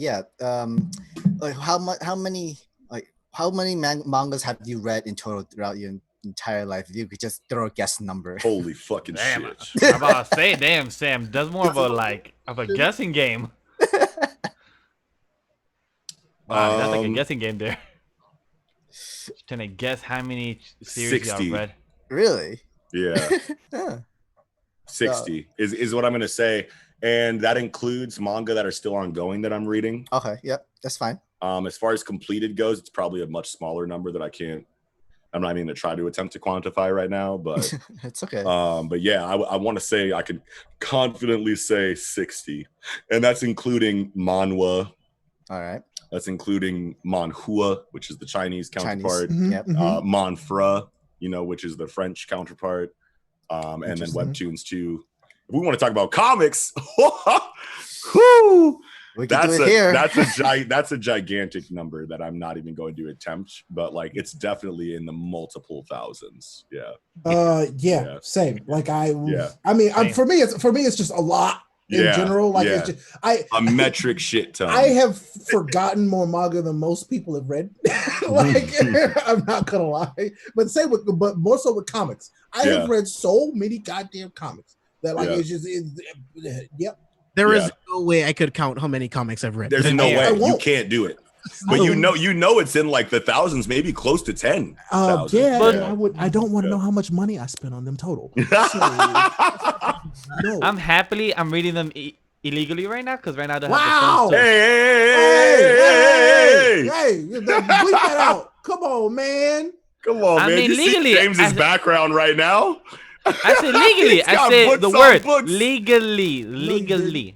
Oh, wait. Yeah, he did. I thought you said illegally. Yeah, I said legally. No, okay, my bad. I'm tweaking. Yeah, he did. Yeah. Guys, fix your ears. Get the headphones and you gotta move it. You gotta make sure real quick. No, yeah, you said legally. It's fine. Don't play the tape back though. Just continue moving forward. Don't press backwards. Don't press back. That's an amazing question, though, Sam. I think I can confidently say like 60. It's probably more. It's probably less. Yeah, not it lie. Could be more or less. For you, I thought it was more. That's why I was like 60. It probably is, but I don't want to be like 100. You know what I'm saying? And then have y'all like trying to pull my card. Like, well, have you read this? Have you read that? Like, have you?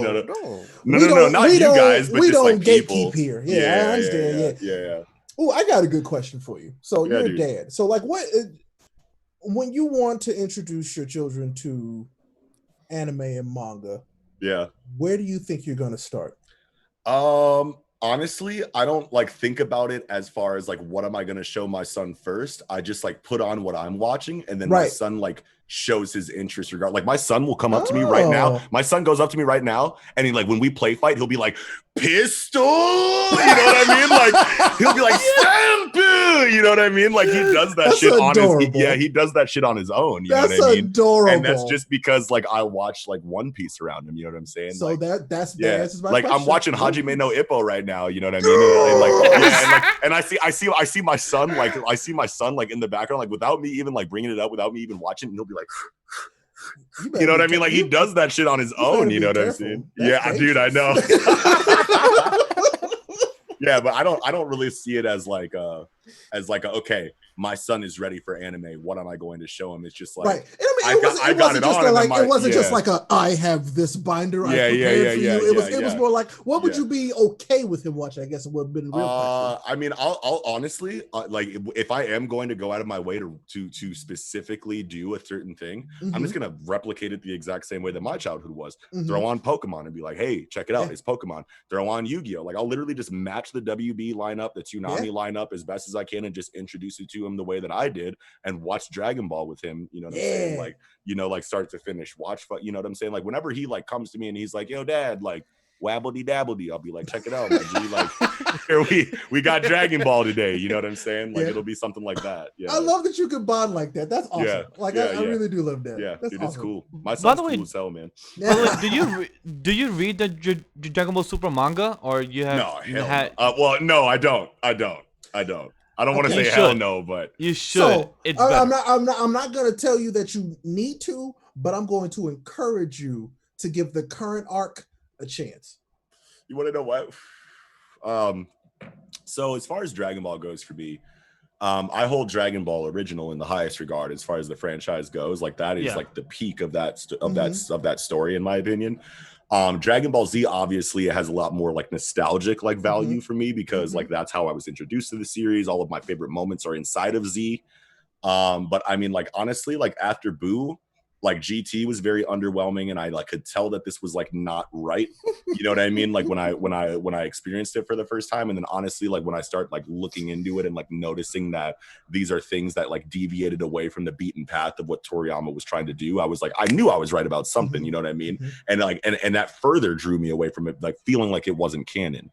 And then like Super starts, and all I could hear in my after the research that I've done, knowing that Toriyama wanted to stop the story after Frieza, and that he was like editorially like mandated to continue into Cell and into Buu, which he like, as far as like someone who like was like under a yoke of oppression to continue his story, Cell and Blue were amazingly done by Toriyama for someone who wanted to stop after Frieza. Like those are great. Like Buu is my favorite.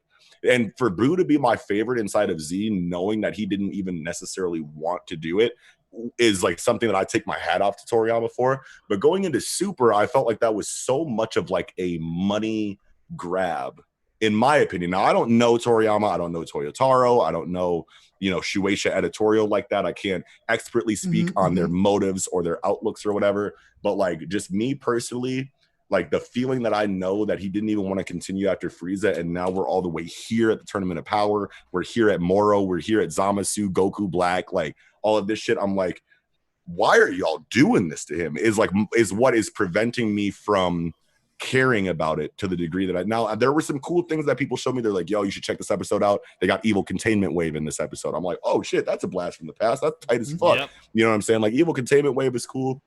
The fucking key knife shit, is tight.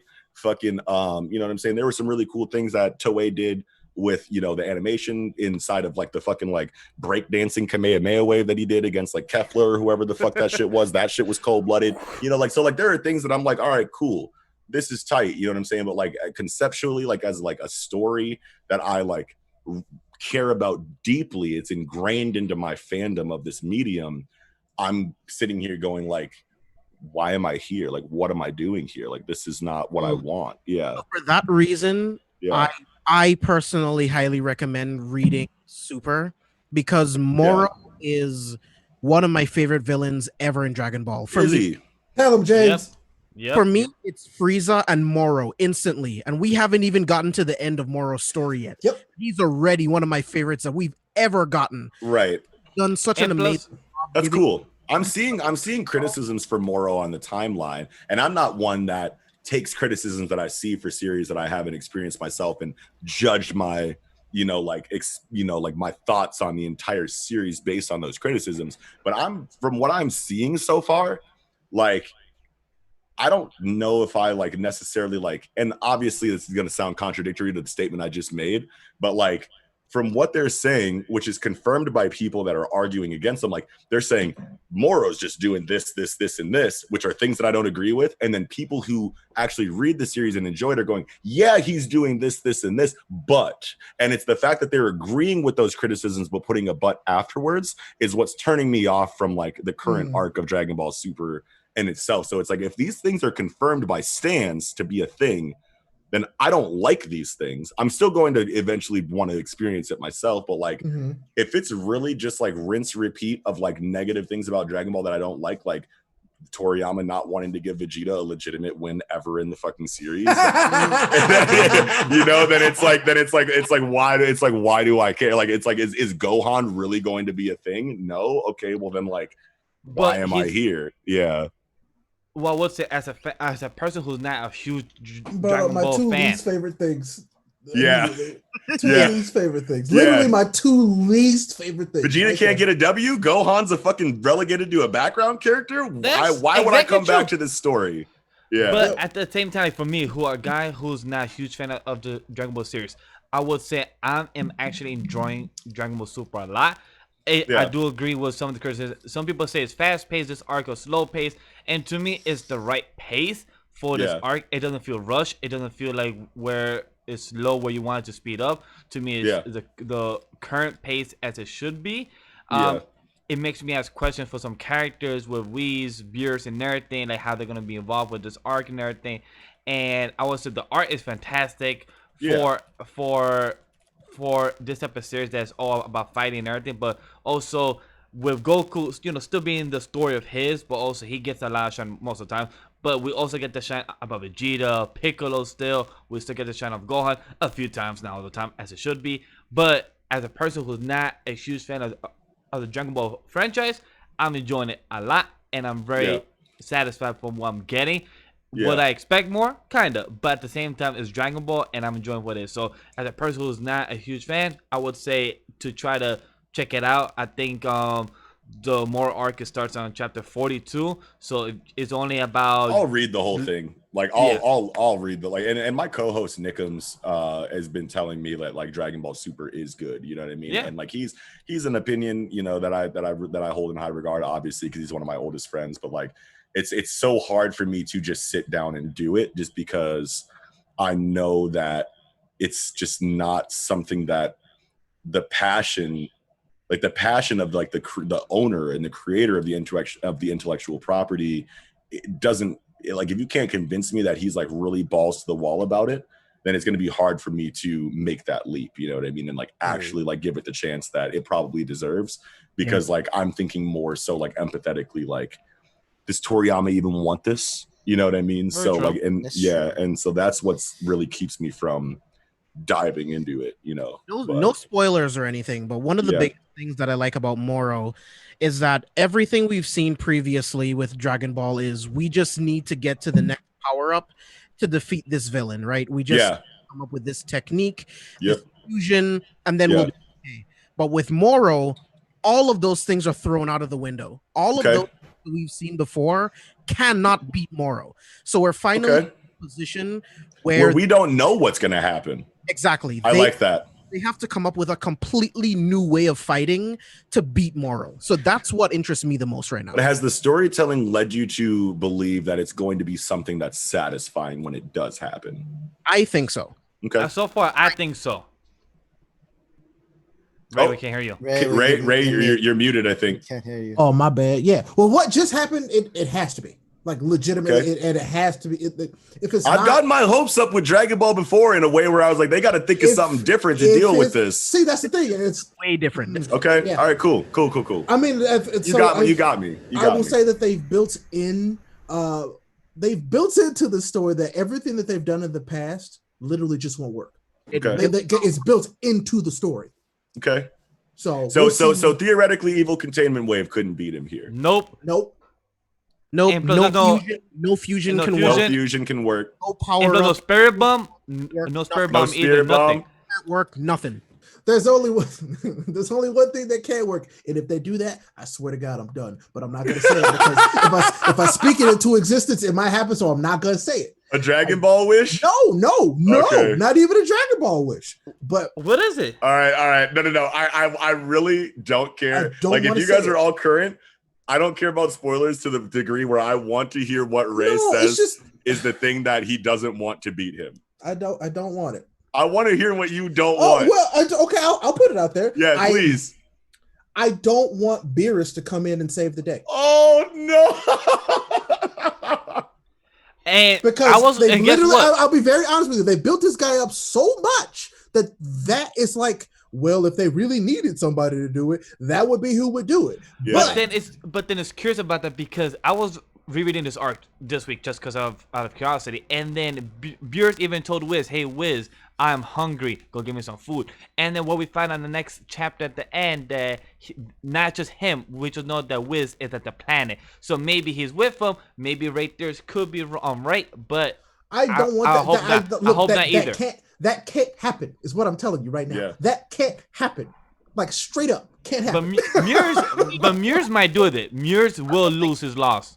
It will not be Beerus, because Beerus as a god of destruction has nothing to do with the regular inner workings of what happens in this universe. But then Wiz did say it. He's only there to remove planets when he deems so. But thing is, He will not Basically. interfere in normal fights. Except Galactus Yeah, but- eats Keep it a stuff buck, because he's man. It's hungry. like I'm a Yeah, but Dragon Wiz Ball did fan. say- Like, I might have like said like things that like contradict like my love for Dragon Ball. It's like I'm wearing a capsule. I'm not expecting You you, know to what I'm say saying? So everything it's like- perfectly and track everything Yeah. that you Yeah. said. No, that's Yeah, not what we're I just But- wanted to throw but- it out there for the audience. You know what I mean? But it's hard to tell. I get it. I love Dragon Ball. Like we did a Dragon Ball episode on our like a I mean, dedicated Dragon Ball episode. It is on our okay science to love series, things, so- but it's also okay to like not like things about the things that you love. Like you Yeah, know, it's okay yeah. to criticize it. Blind to the flaws, like Exactly. like relationships. You can't just ignore the flaws. You know what I mean? Yes, yes, Accept them and you move on. You know what I mean? yes, yes. But thing is, it's just like Wiz said, the only people who could intervene is the Lords of Lords and the God of Destruction. So those are only two people who can actually do something if they want, if they feel like. So wait, can't Zeno just like pop, pop, Yes, get him yeah. out of So here? yes, so Yep. the Lords of Lords but see, is taking they Zeno. can't call or the God of Zeno though, Destruction. because Zeno will show up and be like, "All right, well, shit, that means this whole place is fucked. Delete the whole Boom. universe." Oh my god. Well, So- I'll check it out. I'll peep it, dude. Like I don't know when, but like I'm eventually gonna do it because I have to know, right? You know what I mean? It's just not high priority for me right now, just because there's so much Which that I I want to read and completely experience. understand. But like Completely understand. as like And a it's a mo- it's a diehard monthly Dragon too, Ball fan, so- yeah. As like, and honestly, like you want to know what? When I do it, I'm hollering at anime lately right away and letting Please y'all know do. exactly Come through. Please do. exactly how I feel about it. Yeah, yeah. Now, when you If start anything- Boruto, let me know. No, that's You know what? You know Boruto. what, Nox? That's a If different anything- beast here. Nox. You know what? If you do catch up in a monthly chapter when it's about to come out, you could join us and do the review of us. Yeah, dude, I'd love to do that. I would love that. Boruto is probably not going to happen because I just don't care. See, care. I didn't care either. At I That's heard first. it's actually interesting. amazing though. I heard Yes. it's amazing though. A lot of Yes. people were telling me it's amazing. love the Boruto manga. Yeah, Manga, everyone says the yes. manga is incredible, but it's Anime just like, could dude, suck my I'm dick, so but yes. mentally checked out, and it's like manga. The anime had no chance for me, but like Same. you know what I'm saying. But like the manga, it's just like I'm so mentally checked out of the Naruto verse and story. For me, I've been so removed for so long. Yeah, that it's like I there are things that are clinging me. Like I'm Yeah. there's tethers connecting me to Dragon Ball, but Right. like Naruto, there's just nothing there. Like, see, I just I've been don't reading. care. I read Naruto from like Yeah. the start when it hit America. So like I've been I read it all from start to the finish when it ended, and like so it's like I have this really strong connection to Naruto the series. It's just like I get it, but it's also like I hated the idea of Boruto at the start. I was like, I hate stories where like, your main character had a kid. I liked the idea of Boruto because it's like I'm like, okay, let's see what Boruto's about. He wants to be the Hokage, I bet, right? And he's like, no, I want to be Sasuke, and I was like, oh shit. It's like, no, I don't want to be you. I want to be your best friend. I was like, all right, Yeah. well, then there's something here now. You know what I mean? But at the It's same just- time, it so, was just I mean- so far But the gone. Like, I concept was is just like- interesting. Like the whole concept is that his father Naruto like he was a guy who never had nothing but had to gain everything. But his son has everything, but not has everything to lose. Yeah. So it's the side of a flip a coin. I wouldn't Depends even how you say see- that he has everything to lose. Boruto just has to decide what he wants because he has all Yeah. the opportunity in the world. Wow. But things he has everything to lose because from what we know from the first chapter, the whole village is destroyed. He has his father gone, and not said that he's dead or alive, but gone, sent somewhere. And then plus he has Sasuke's sword. So all the things imply that he lost though. everything. That's very much a Sasuke thing altogether. Yeah. So So Yeah. it's kind of like a flip of a coin that Naruto Yeah. had nothing, gained everything, and then Boruto's gonna do the opposite. So it's kind of like what he said. I'm gonna be like your dad, Sarada. I'm gonna be just like Sasuke, not like my father. But fuck my father because he's never there. He's just a Hokage, but I'm gonna be just like Sasuke. So he chose that route. It became that route. Yeah, I like that. we'll see how that ends We up. will see. We will 'Cause, see. I mean, there's some interesting stuff, but I'm not gonna lie, I do enjoy Boruto manga. Like it's I love when we get Super and Boruto Day. They're great. So the Boruto fans, not so much, but everything else is great. Yep. That's a whole different conversation. Mhm. Okay. Fuck yeah, dude. All right, well, boys, I think we've taken far too much of this wonderful man's time. Oh, dude, I've been having a fucking great time. Oh, dude. I know, but it's Yeah, like, I hey, think 3 I think hours is our- a long time. I will just say noticed that it's our record, 3 hours I think right our now. record has been It's what? 5 hours. Is it 5? Yeah, record Yeah. is It's 5 hours for the guest. Wow, wow. Yes. I'm sure I could push it. I know we could, but I was like, I said we would never do that to somebody again. We would think is that last time was not planned, and we said that if we want to do it to break it, we have to plan it and make sure that we have nothing to do the next day. So we make sure that our guests and ourselves we're good to do like a 6-hour stream just to chat and everything. But see, I also love this now where it's like, well, if we don't get everything out of you, you have to come back.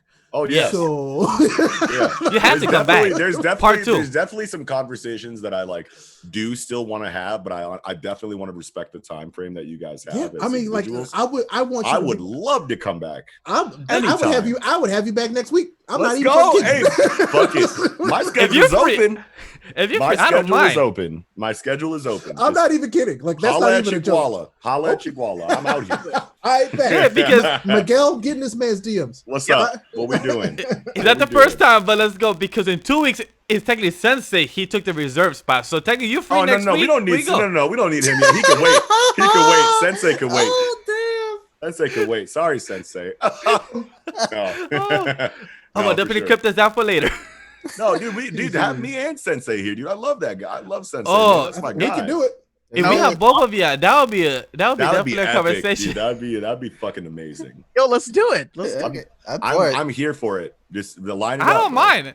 All right. Line it up, we could bro. definitely talk about that, but Nox. But yeah, we have a lot of stuff that we can talk about, and I love that. So yes. But speaking about you, intro part 2 is gonna be hot. Oh, good luck to that because you haven't had that chance yet. But Nox, where can the people find you? Where can plug it away? Plug everything. Yeah, Tell us everything that you're doing. Twitch, Patreon, maybe your OnlyFans, wherever they can find you. No, I don't know. YouTube at Project Manga Podcast or just Project Manga. Twitch at Project Manga. Twitter at Project Manga OFC for official or of course, however way you want to take that. Facebook I think is Project Manga 666. Questionable. Yeah, my Instagram is passionless. You could probably just find it by typing in passionless. That's not really like an official Project Manga source. It's my individual like Instagram. We plug everything. Yep. Yeah.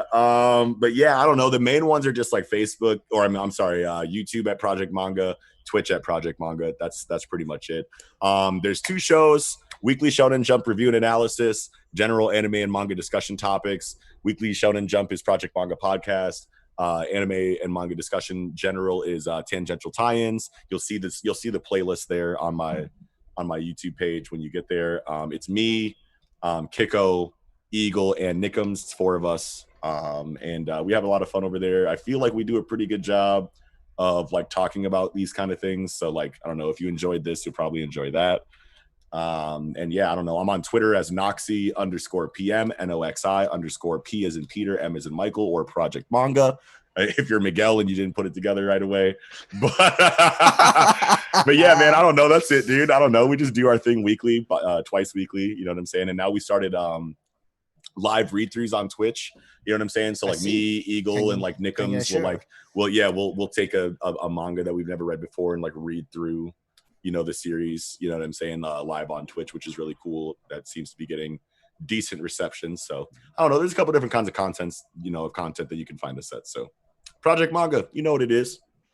Ray, James, take it away, man. Yeah, you guys know you can follow me all over social media at JB Exclusive. You can find absolutely everything on the C First Podcast Network at C4spoilers.com. Make sure you guys subscribe to the YouTube channel at Careful for Spoilers. I'm doing reaction videos and movie reviews every single week. And of course, I'm here on the Anime Lately podcast every single week on Wednesdays. See you next week. Fuck yeah, I'm about to follow you right now. Oh yeah, because you absolutely should. This boy is a wealth of knowledge. I'm so ready, dude. And TV. This man, he's a horror. I'm so excited, dude. I've been looking for new YouTubers too. I didn't even know you had a separate YouTube situation outside of this. I'm super hyped right now. Oh yeah, he does. But so hey, it's me. You know me by now. And if you don't, hello, my name is Rayapollo. I love video games. I play all kinds of video games and I will continue to play all kinds of video games, but we like to stick to those games that I enjoy. RPGs and JRPGs, and then anything else that catches my fancy. You know what I'm saying? I spend a lot of my time on twitch.tv twitch.tv/Rayapollo, where we live stream Monday through Thursday, and we have a fantastic time. I'm not gonna lie to you, it's a great time. You should be there. But I want you to also follow me on Twitter and YouTube. YouTube is a space where I have a lot of my reactions that go up, but I also have in-depth discussions about gaming as I don't know, as a whole, and then console gaming and cloud gaming and what that's going to be, because it's going to be a thing. Trust me, it's going to happen. So, if you like dank memes, hit me on Twitter, because that's all I'm about. So, hey. I'm following all of you guys right now. This is amazing right now, dude. It's happening on air. So for me, lastly, and then Sam, guys, follow us on twitch.tv/AnimeLily, where right now currently you listen to live. And if you're not listening to the VOD right now on YouTube, thank you guys for listening. Don't forget, all the description, all the links is in the description below of Project Manga, us and the crew, where to find us. And then also don't forget to also give us a rating on Podbean and Apple Podcasts and everywhere else, because Ray will read it out loud, and if you give us a bad one, he will shade you, he will run your ass and everything. I will roast you live on the show. So if you want to rate, go ahead. And other than that, Sam, take it away. Guys, you can follow me at Sam the Manga Man on Twitter and IG. Thank you guys for listening. Hope you enjoy. Have a good night. Peace.